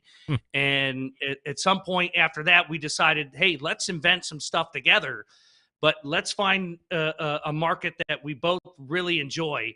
And at that point, we both started inventing for the barbecue industry. And I'll kind of let Kirk tell a little bit about his background, because it's unique. As he was renovating my house, but before that, I'll let him tell you, he's a chef, a trained chef. So we'll let him go into that. All right, Brian, give us your background a little bit here. All right. I'm Kirk Highest. I grew up in Canton, Ohio. And, I started out, my father was a steel worker, but when I graduated from high school, I didn't want to go to college. It was like I wasn't like college material, but I did like to cook. So I worked a couple years, went to culinary school at the Culinary Institute of America in Hyde Park, New York. And I was a chef for about 3.5, 4 years, something like that, got burnt out. And then I started working in the construction trades. And then I solved problems every day. Were you were you a construction lover of something, like just a handy guy growing up? You learned that from your dad and stuff, or did you just decide to get out of food and into building stuff? I think a little bit of both. My father was pretty handy, and but just to get out of the construction, I started painting. And then I started, I worked for a company that renovated a lot of houses, the single guy, or not a single guy, but a sole proprietor. But I learned how to renovate houses, and that's how I ended up. I was been a contractor for the last 20, 25 years. And that's how I met Brian. But I had to solve problems. And, I came up with an idea for a wrench, but that is, that's not why we're here. It's because of the Turbo Trusser. So that's pretty much my background. From a barbecue invention standpoint, and we'll talk about the Turbo Trusser here in a second, what other stuff either have you invented that hasn't seen the light of day, or that you've invented that has seen the light of day that we might know about or might currently own? Well, there are several. The first first invention Brian and I had together was called the smokestacks pans. And we did a successful Kickstarter on that. And we got funded, and they were popular, but they were hard to clean. And then then we had the smoking griddle. I'll let him talk a little bit. Well, I'll just say with the smokestacks, our original idea for smokestacks was to be a stackable foil pan, and we had the designs, and we were going to go into manufacturing, but it was very expensive to manufacture a foil pan. Tooling alone was like $100,000, and we're just two guys that had an idea. So what we did was we did a Kickstarter, but we found a guy. We're in Canton, you're up in Cleveland. We found a guy here about 30 minutes away, an Amish foundry, and they actually sandcasted the smokestacks pans. We did a Kickstarter. We sent those out. We fulfilled all those orders. But when we started inventing together, our goal was really to license products. And so that means basically we come up with an idea, and we rent it to a company, and they give us a small percentage for manufacturing and distributing our patented idea. So after we did the Kickstarter for smokestacks, we really, our goal was to try to license it, and we were unsuccessful at doing that. But Kirk and I, we probably invented 3 or 4 other barbecue products along the way. And eventually we came to Turbo Trusser, which was, our easiest product to manufacture. It was probably the product with the biggest market, being poultry, chicken, and turkeys. And so, we initially tried to license that product too. We went to, all the biggest manufacturers, Big Green Egg, Weber, you name them. We contacted them and said, hey, what do you guys think about this product? And, we got some really good feedback, and that's why we ended up venturing the product, because we were trying to license it right in the middle of COVID. And, companies were just trying to bring their product, just get product from, China over here to sell, let alone bringing on new products. So, it was at that point we decided that we were going to see if we can make it ourselves. We found suppliers in Northeast Ohio, which is where we're located. And we said, you know what, if we can do this here, let's do it in Northeast Ohio and see what we can do. Whose idea was the Turbo Trusser? It's both of our ideas, really.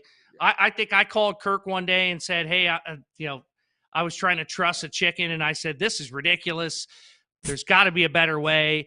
And then the two of us put our heads together, and we came up with the product together. Kirk, how easy is it to develop Turbo Trusser? How quickly does it go from concept to getting something sellable? Well, it took from the beginning design until we had something sellable, it was about a year. It was about a year. We had some guy doing some CAD drawings for us, and it should have been less than a year.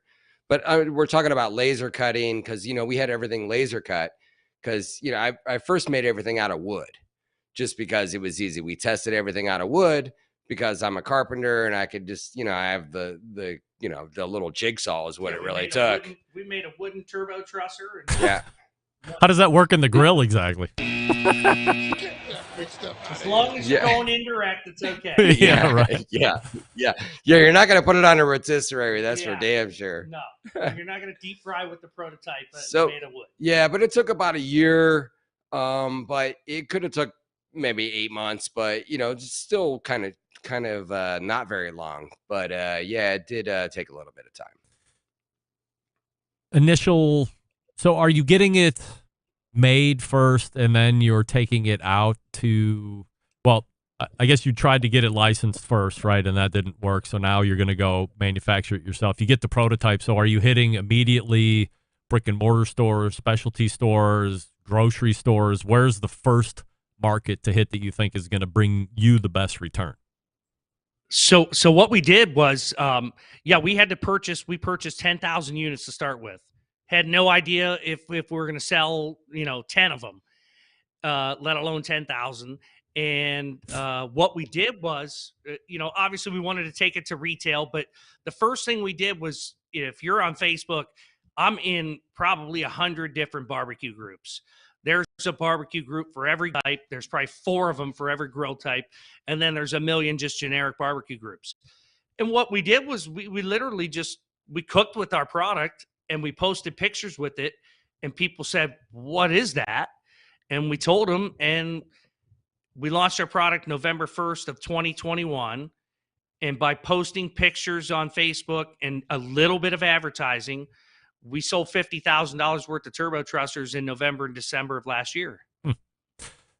What's the initial outlay for you guys? The CAD drawings, all the ramp up, obviously the initial purchase. What are you guys in right off the bat before you make one sale? I think we're at least in $75,000 before one sale. Wow. I mean, to a Mr. Wonderful or a Cubes or somebody like this, they got it walking around, but $75,000 to me is a pretty big gamble where if it doesn't pay off, I'm going to answer to another boss who's not going to be very happy if the return doesn't come back. So I assume that's a huge motivator for you guys, but do you guys split in that potential pain, or do you have a business venture account that you can just draw from? How does that look? So what we actually got we had a venture capitalist that come in. We were able to pre-market. Basically, we had a shark, our own shark, so to speak. Seed money. Yeah. We had seed money, and we were able to, we had to take and sell part of our company, but we were able to raise $50,000, and then the rest of it was ours to be able to bring the product to market. So it goes very well, pretty much right off the bat, on some pretty basic stuff, going on the Facebook groups, using social media to your advantage. So as you and Kirk talk about whatever this next level is, what was the goal after people passed on the license and now you're making it, now you're selling it yourself? What did you think initially the stretch goal was for Turbo Trusser? Was it still somebody to come in and stroke you a big check, say, hey, now we see it works, we've been secretly stalking you on the internet, and now we want to write you the sunset check? That's a great, I mean, That's a good question. that is a great question. And I think, there's always in the back of your mind, you're hoping somebody will come in and do that. But the bottom line is that rarely happens. And for us, we just decided that,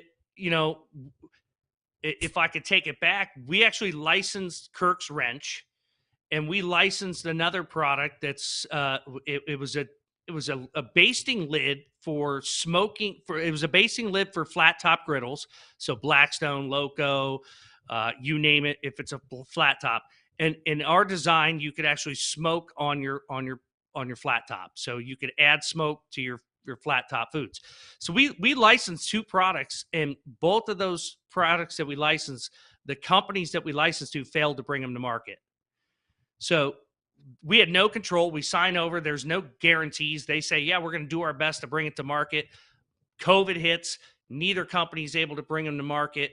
So at this point, we're like, you know what? We're going to do Turbo Trusser ourselves. We're going to venture it. And if we sell all 10,000 units, we're going to just try to invest every penny back in and see if we can do it again. We had no idea whether we'd be able to sell 10,000 units or 10 units, like I said. So, we had a really successful first 2 months. And then obviously after Christmas, things tail off. But we were able to bring on some distributors. We have over 80 retail stores that are carrying our product. And of course, Shark Tank, obviously was a surprise to us. We never expected to make that. So, really where we're at in less than a year has been unbelievable. Excuse my naivete in asking this question, but when you talk about licensing, I don't know exactly how that works. So when you make these 2 deals and those companies then fail to bring these items to market, are they not paying you a certain amount up front for the concept or the idea, or is it just understood that you're gonna license this, and then at the point of them selling stuff, you're going to start getting some kind of a percentage of sale or something along these lines? Yeah. Actually, I'm a specialist in licensing. I worked for, I was a coach for a leading licensing company that helps inventors. But yeah, like what happens is when you license a product, what you do is you rent your idea to them. Like you have intellectual property or perceived ownership. And you'll take your product and you'll ask a company, hey, would you like to license this from me? Which what they'll do is give you a royalty. Like they do all the manufacturing, they do everything. And the only thing you do is take a small cut, which is usually 5. Yeah. Once they hit the market, they hit 5%. However, 5% of gross or 5% of net? Gross. Yeah. Gross on their sales. So whatever they sold gross. it for to the retail. Exactly. Okay. Not what it sells at retail. Right. Yes. Gross. But the thing is when you're licensing, to get back to your question, there are a couple things. You have minimum guarantees, which means they'll give you a certain amount every year, no matter what, before your product is on the shelves. Or they'll give you a performance clause, which says, okay, we're going to license your product, but we have to do something within 1 year with your product or you get your license back.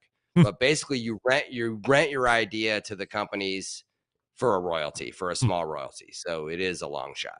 All right. So that's in our case, the question you asked was, we didn't get a minimum guarantee, so we were not getting paid anything unless they brought it to market.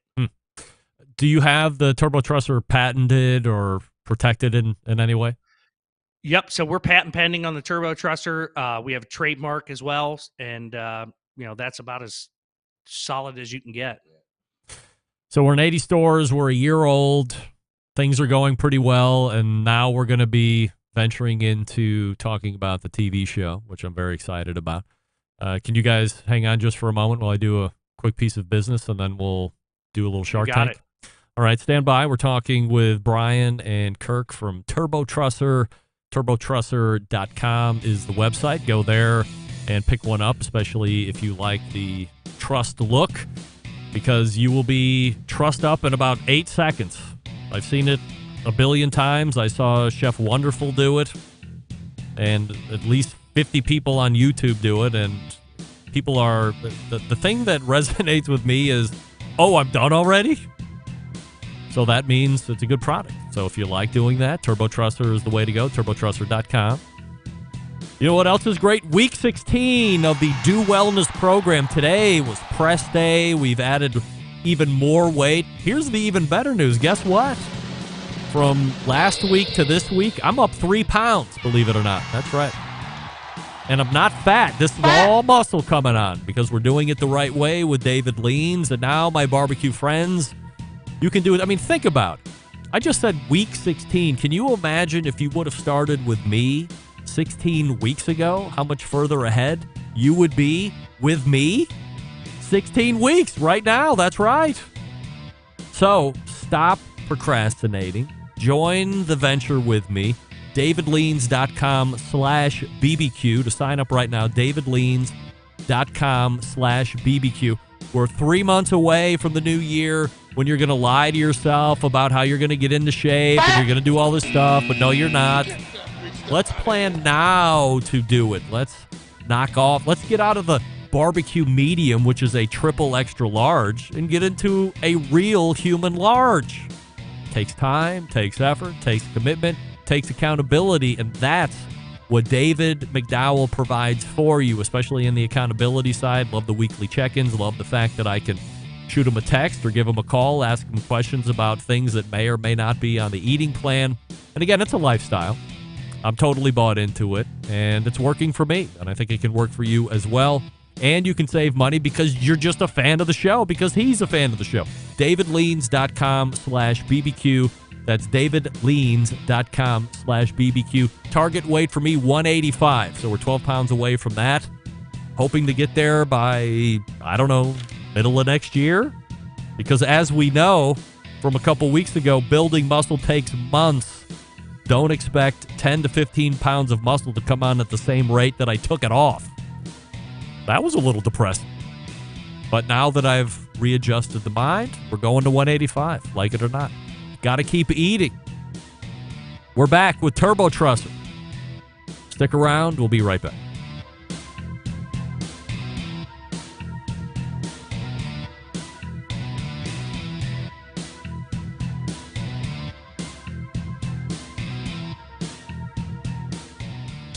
Let's get back to a guy who has more experience giving you his opinion than he actually has cooking. Once again, here's your host, Greg Rempe. And we welcome you back. Kirk and Brian are right here with me from Turbo Trusser, the website turbotrusser.com. So check it out here while we're talking, if you're not already familiar with it, or if you're not already a customer, but a lot of you in the instant chat appear to be, and you're very happy with it. So now we are going to be talking. Put it back up there again, Kirk. I just blew out the screen there so everybody can see what we're talking about. That's it. I mean, it's a very tight package, if you will. That sounds weird when you say it out loud. But, it's nothing huge. It's going to fit right in the drawer, easily cleanable. It looks all stainless. So, all the good stuff right there. And, you stick the feet in that big part. And then you got these other hooks that go, do they go in the wings or do they go in the breast of the meat? They go into the wings of the beast. Okay. Yeah. So that's the way to do it. Easy stuff. And as I said, when I'm watching the video, the thing that I see over and over again is, boom, oh, I'm done already, instead of, the twine. I mean, Kirk, you were probably a trussing expert to some degree as a Culinary Institute of American professional, but who's got time to truss when you have to do all this other stuff? And now you've invented something that can literally take it done in 6 seconds, which is why you call it Turbo Trusser, I would imagine. Were there other names for it before, Brian? I think Turbo Trusser. We also have trademarked Easy Truss. That's something we could use down the road, but Turbo Trusser is kind of where we landed on this one. But you never know. There were many names, but did you think about putting up naming rights, or let's have a name competition from the fans of the product before you landed on it officially? Well, because we came up with the name and trademarked it before we ever launched it. Right, so we had to have that and have that all secured before we ever let the public know. How does Shark Tank come about? So, I mean, we probably over the last couple of years have been told, I don't know, 100 different times we should go on Shark Tank with our products. And most of them probably didn't warrant us being on there. And frankly, if we went on there, Kevin probably would have told us to take him out behind the barn and shoot him, which is what he does often. But, we came, when we finally launched this product, I submitted to them pretty much right away. I think after we launched the product, I went online and I'll take it back.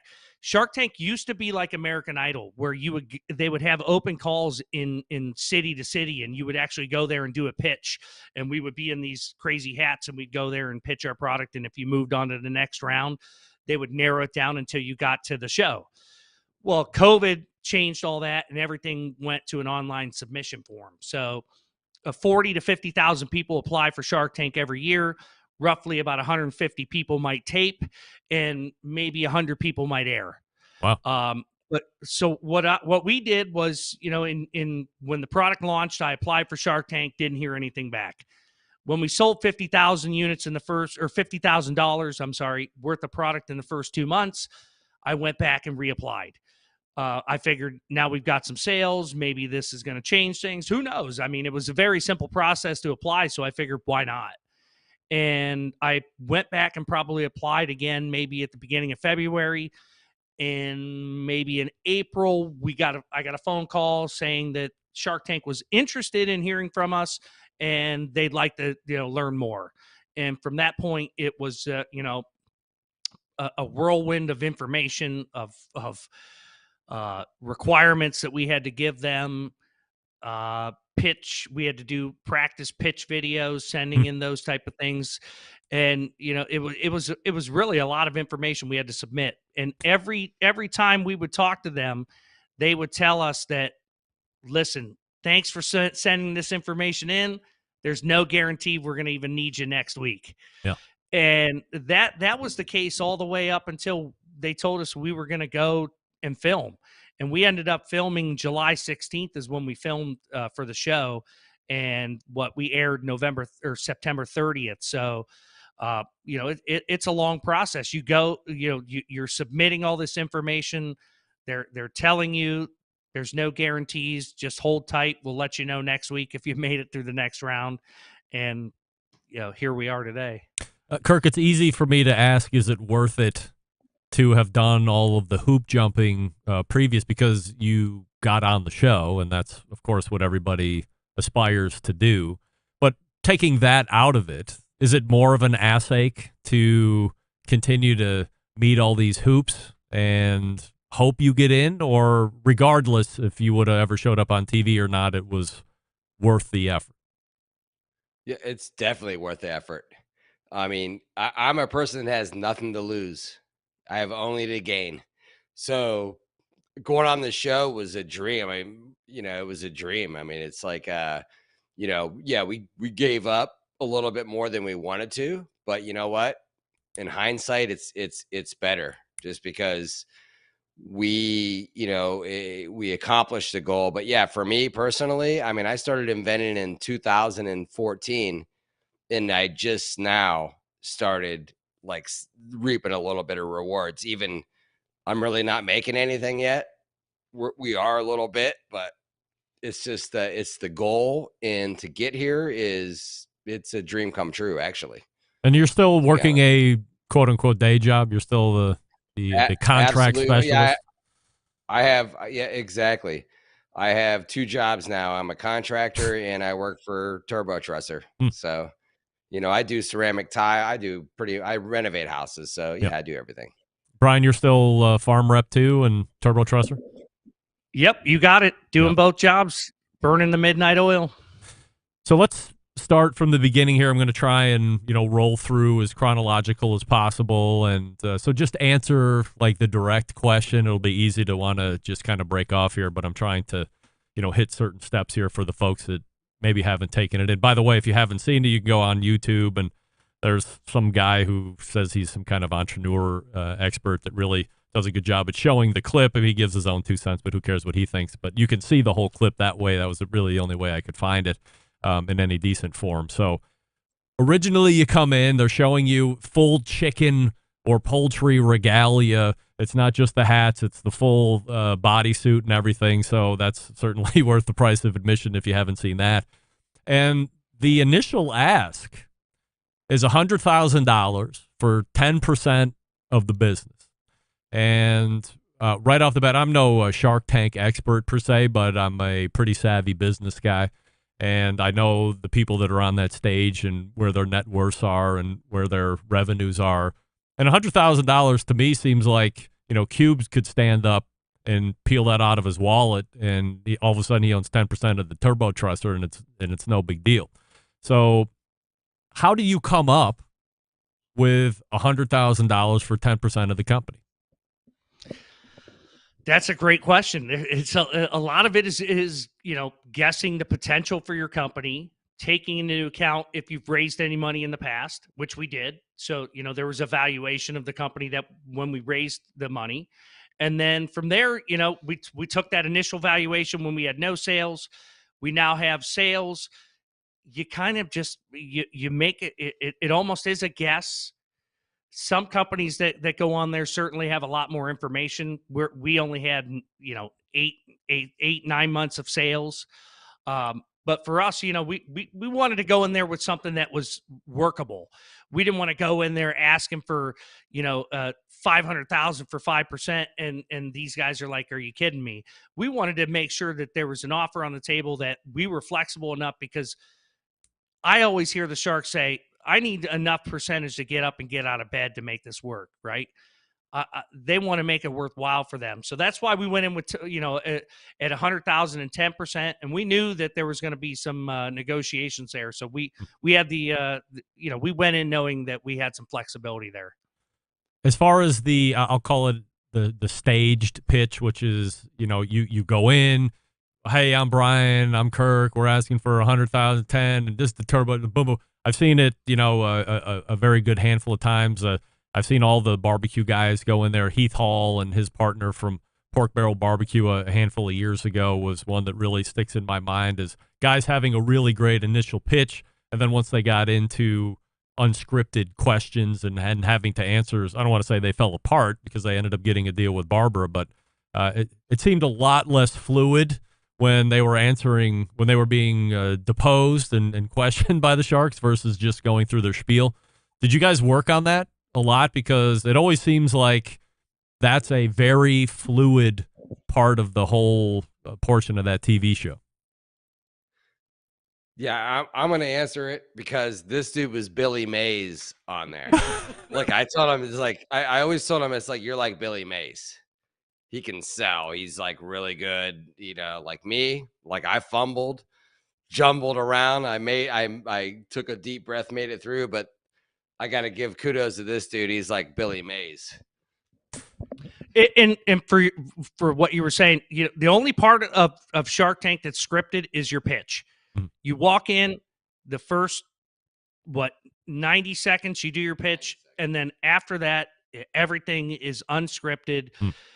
It's really, what you see on TV is obviously a small portion. We were probably in the tank for 40 minutes, and they probably cut it down to 7 or 8 minutes of what you see on TV.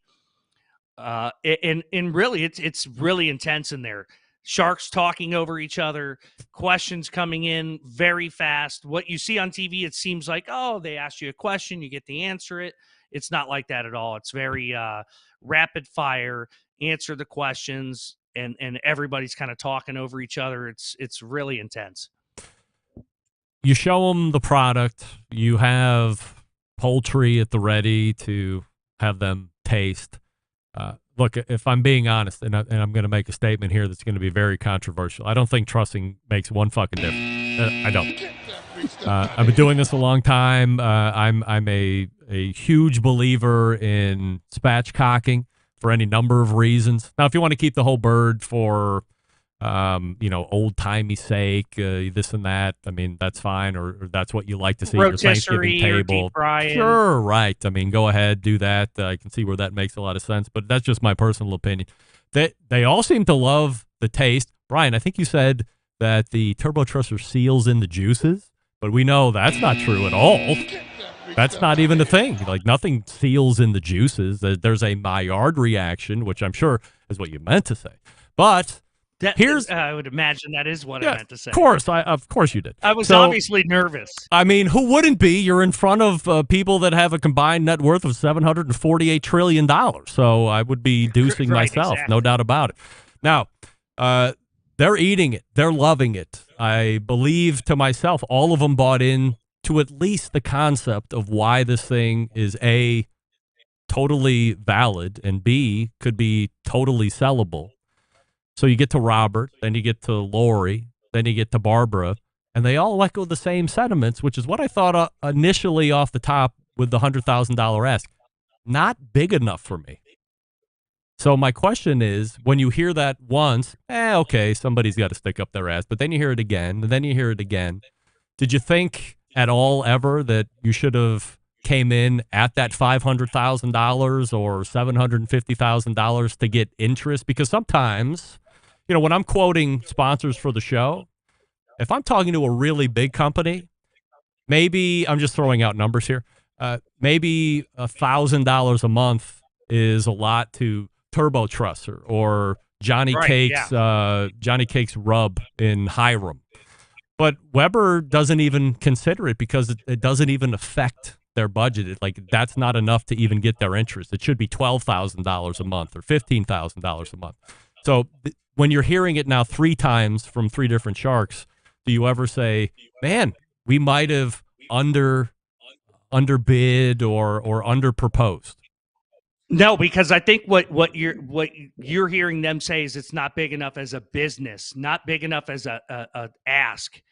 They're saying they didn't believe that there was a big enough market, right? And I tell them, no, there's a big enough market. 87 million turkeys are cooked between Thanksgiving, Christmas, and Easter. Yep. And 1 billion chickens are cooked in that same amount of time frame. So maybe it's not 1 billion, but it's several hundred million. If there's 87 million turkeys that are cooked, there certainly is 100+ million chickens. And I think what they couldn't understand was that the market is humongous, and that they were trying to understand, how do I tap into that market, right? It's not big enough for me. But that's why Chef Wonderful could understand it, is that he saw the value that there is a huge market for this. I know you said you don't spatchcock, but if you want a rotisserie chicken, you need some butcher swine. If you're going to deep fry, you're not going to spatchcock it. And I've never seen anybody spatchcock anything and put it in the oven. What? Have you cooked a spatchcock chicken in the oven? Yes. I've never seen all the a time. post on Facebook. Well, I mean, why wouldn't you cook it in the oven? If you're going to put it in a grill spatchcock, why wouldn't you do it in the oven? I've never, for the most part, if the women are cooking a lot indoors. Whoa, right? What are we? If we're talking outdoors. I mean, men cook indoors too. Men cook indoors too. Yeah, I'd say, but the majority of women cook inside. And I don't know a whole lot of women that are taking butcher shears and cutting the backbone out and putting it in the oven, to be honest. I'm not saying it doesn't work. It's certainly a valid method of cooking. No doubt about that. Yeah. Spatchcocking is, that's certainly, everybody's got their method of cooking, whether you want to cook hot and fast or low and slow, right? Spatchcock or truss. There's room for everybody. And we're not saying that there's one better than the other by any means. When Mark Cuban said it's not scalable, is that similar to what the other 3 said as far as not being big enough? Are they all in the same line there then? I think so. I think they're saying scalable, meaning, they don't see that it's a big enough business for them to invest in. Then, Mr. Wonderful. Here he is, Kevin O'Leary, a guy who has a watch collection that I envy to the stars and back. Perhaps I don't even come back. I just keep going past all of the stars. And pens. Yeah, but I'm a watch guy, so I don't care about pens too much. He's in. He, as you said, he's seeing value here. Now maybe because everybody else took a shit on it, he is also seeing a best position for him. Now he can come in and make some weird offer because everybody else is already backed off. Blood in the water. Everybody's backed off. He's a shark. He's the only one left. You know, we don't know where we're at here. So he comes back and says, okay, you're looking for $100,000 at 10%. How about I take 33% ownership for that $100,000? Oh, and $1 for each unit sold for the next 2 years. No, for the next ever. Forever. If you sold 758 million Turbo Trussers, he would get 758 million extra dollars on top of the 33% stake that he has in that company. And so before we get into the negotiating side of this, because there was some back and forth between you and Kevin, if I can be very blunt with you guys, and I don't know how TV works, and I can only see you how the editors make it see you. But it seems like you guys were in there. You were going to make a deal, hell or high water. Is that the case, or was there a no possibility?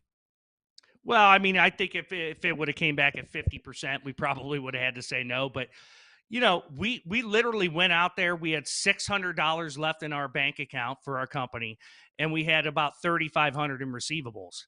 So we had nothing to lose, like Kirk said. You know, this is our sixth product that we've invented together. We knew we had a winner. We just needed somebody to take a chance on us. And I said it earlier in the show, these guys don't get out of bed for 5%. Yeah, you give them $500,000 for 5%, they only have 5% of the company. Now this guy's got 33% of the company, and he gets $1 every time we sell one. I'm hoping that gets him out of bed.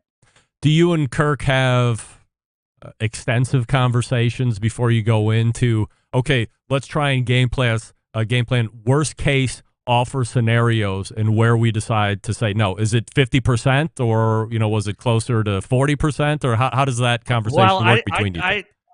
I don't think I think, to be honest, we thought 30% would have been high.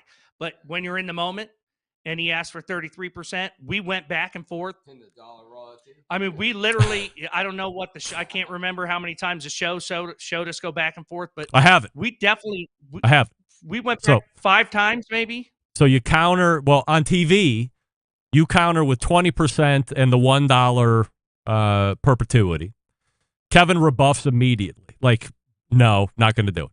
Then you raise to 25%. He rebuffs, and at that point says, you've invented 5 other things and they're all dogs. So now he's really playing hardball. And then he sells to you guys, again, why you should partner with him. He throws in some pizza oven that I've never heard of before, and just to show you that he can get behind the product, and it's like the best-selling pizza oven or whatever.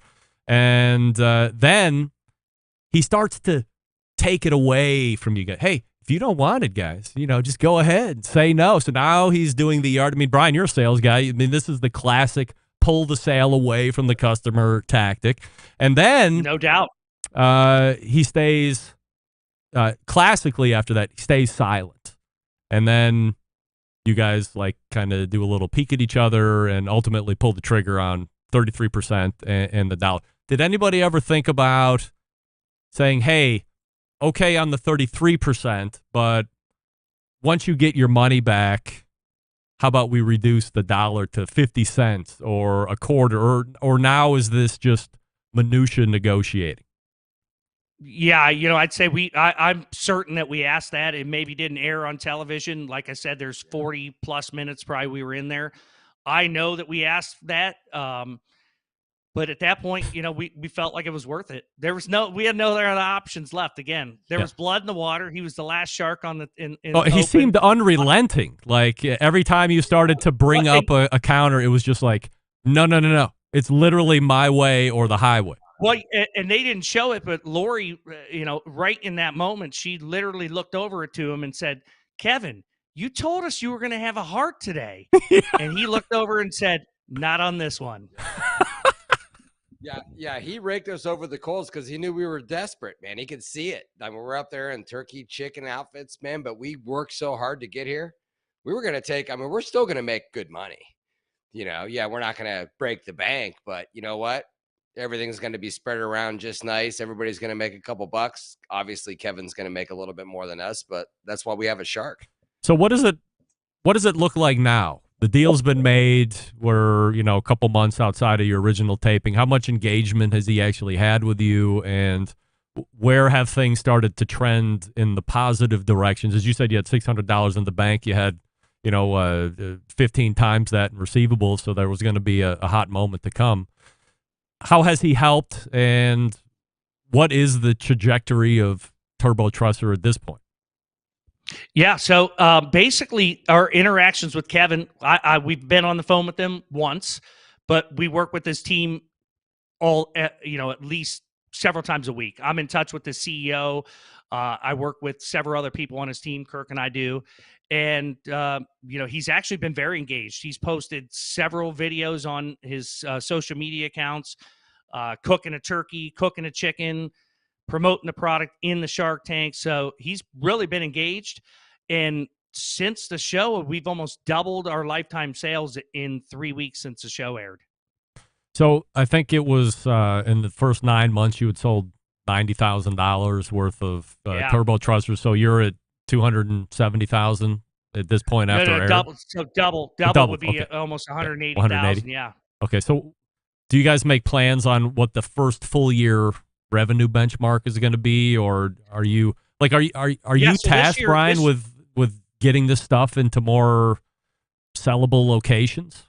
Like, are you the sales guy? Yeah, a couple things. So this year we're looking. I mean, our goal this year is to hit $300,000 or $400,000 in sales. Our first year was last year. We did 50,000, but prior to the show airing, we did 40,000, and we've done almost 180,000 since then. Mm-hmm. Our goal next year is certainly to move into retail in the larger retail markets. I think Kevin will have a good chance of getting us on QVC. We're certainly going to look to move into the Home Depots, Lowe's of the world, into the barbecue section. And then there's always the opportunity that we can certainly be placed into the kitchen section as well. Mm-hmm. We could, certainly do a different packaging. We have another brand name, like I said, Easy Truss. So, we could brand this into more of a kitchen market as well as the barbecue market. So there's a lot of opportunity for us. This is just the beginning, I think, with Kevin on our team and him behind us. The opportunities really are endless next year and beyond. The bottom line is this: we're really close to Thanksgiving, so stop messing around. This thing is as hot as it gets. Mr. Wonderful has his hands on it, so if you don't act now, you could be without a Turbo Trusser for this Thanksgiving, and we would hate for that to happen. You might have to wait until next Thanksgiving in order to get it. But don't waste any time. TurboTrusser.com. Anywhere else online that you can get it that would be quick? Yeah, I would say you can go on Amazon, but you got to beware. Since we've been on Amazon, we've got there's a lot of fraudulent accounts out there. With success, you have people that want to come and try to latch onto that success. So buyer beware on Amazon. We are on there. It's the Turbo Trusser store. Make sure your product is made in America and sent from America. That is our product. If it's not made in America, it's a fraud. This is Brian and Kirk. They have invented the Turbo Trusser. They've struck a deal with Kevin O'Leary, Mr. Wonderful, to buy into the company, and it is on a huge trajectory upward here. Everybody's going to have a Turbo Trusser in their kitchen here, man, woman, or otherwise. Guys, I can't thank you enough for coming on and talking about your background, the inventing stuff, how Turbo Trusser came to be, and then, of course, breaking down the TV show. It's absolutely fun. It was a great watch, and I'm so happy that you guys were able to put something together that you felt comfortable with and that gives you a good, solid foundation to grow this thing the way you want it. Continued success, and love to have you back on to check in and see how everything's going.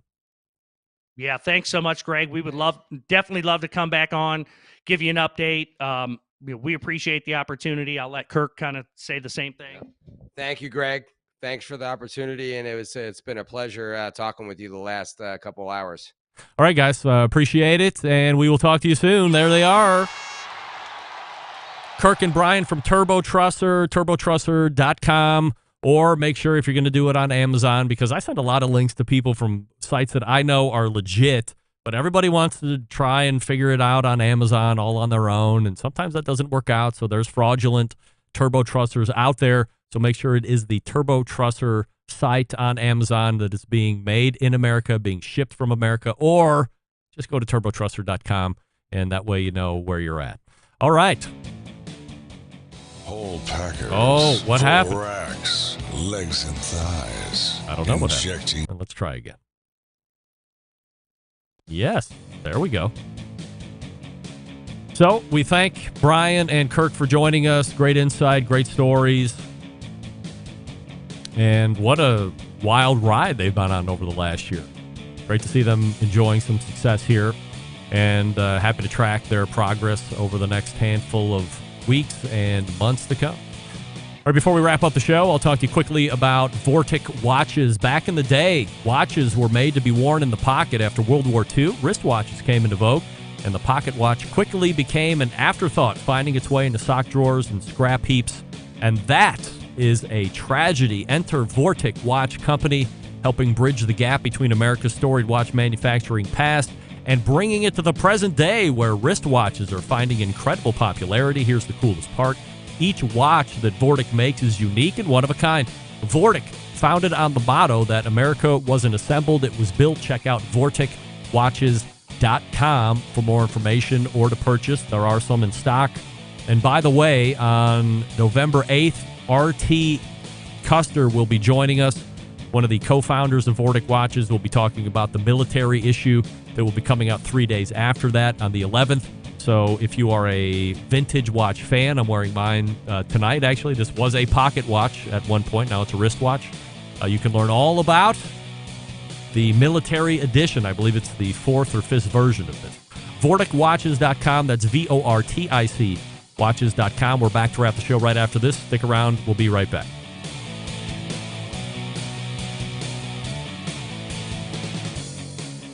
But if you've never heard this before, you might think you found the best XXX show ever. Let's get back to the most homoerotic host out there today, Greg Rempe. All right, we thank Brian and Kirk for joining us from Turbo Trusser last 2 segments, and that was fabulous. I love getting all the insider info on TV shows and asking all the questions that everybody wants to ask. And here are the 2 guys right on the television that experienced it, and we're able to talk about my questions, questioning what they did. I mean, that's very douchey, but that's what hosts do. And they were very direct and very upfront, and look at them having success. Very happy about that. And by the way, Northeast Ohio guys, how about that? Canton, Ohio, Football Hall of Fame, if you've ever been there. So we thank them for coming on. Again, turbotrusser.com is their website. All right, let's go ahead and get out of here. We're a little late here. All the way back in the first hour, Rod Gray, CEO of the Kansas City Barbecue Society, joined us to give us an update on his current position and where we might encourage more teams to get involved in competition barbecue. Then we talked with Chris Schafer, the 2022 Jack Daniel's World Champion, and his restaurant is going bonkers because of it, solely because of it this week, which he said is great. And then the second hour is Brian Kirk from Turbo Trusser talking about the genesis of the product, getting it to market, and then getting on Shark Tank, and then partnering with Mr. Wonderful, Kevin O'Leary. Congratulations. If you missed the show, don't worry. It's podcast. Hour number 1 will be on Wednesday, hour number 2 Thursday, and don't forget the best moments on Friday. Again, there will be a show this coming Tuesday. While there wasn't going to be one, there will be one. So embedded correspondents are in. Derek Riches is in, just to name a few. So how do I always leave you? September 11th, 2001. I will never forget. Until next Tuesday at 9 p.m. Eastern, this is your program host and proud U.S. American, Greg Rempe. Bye-bye.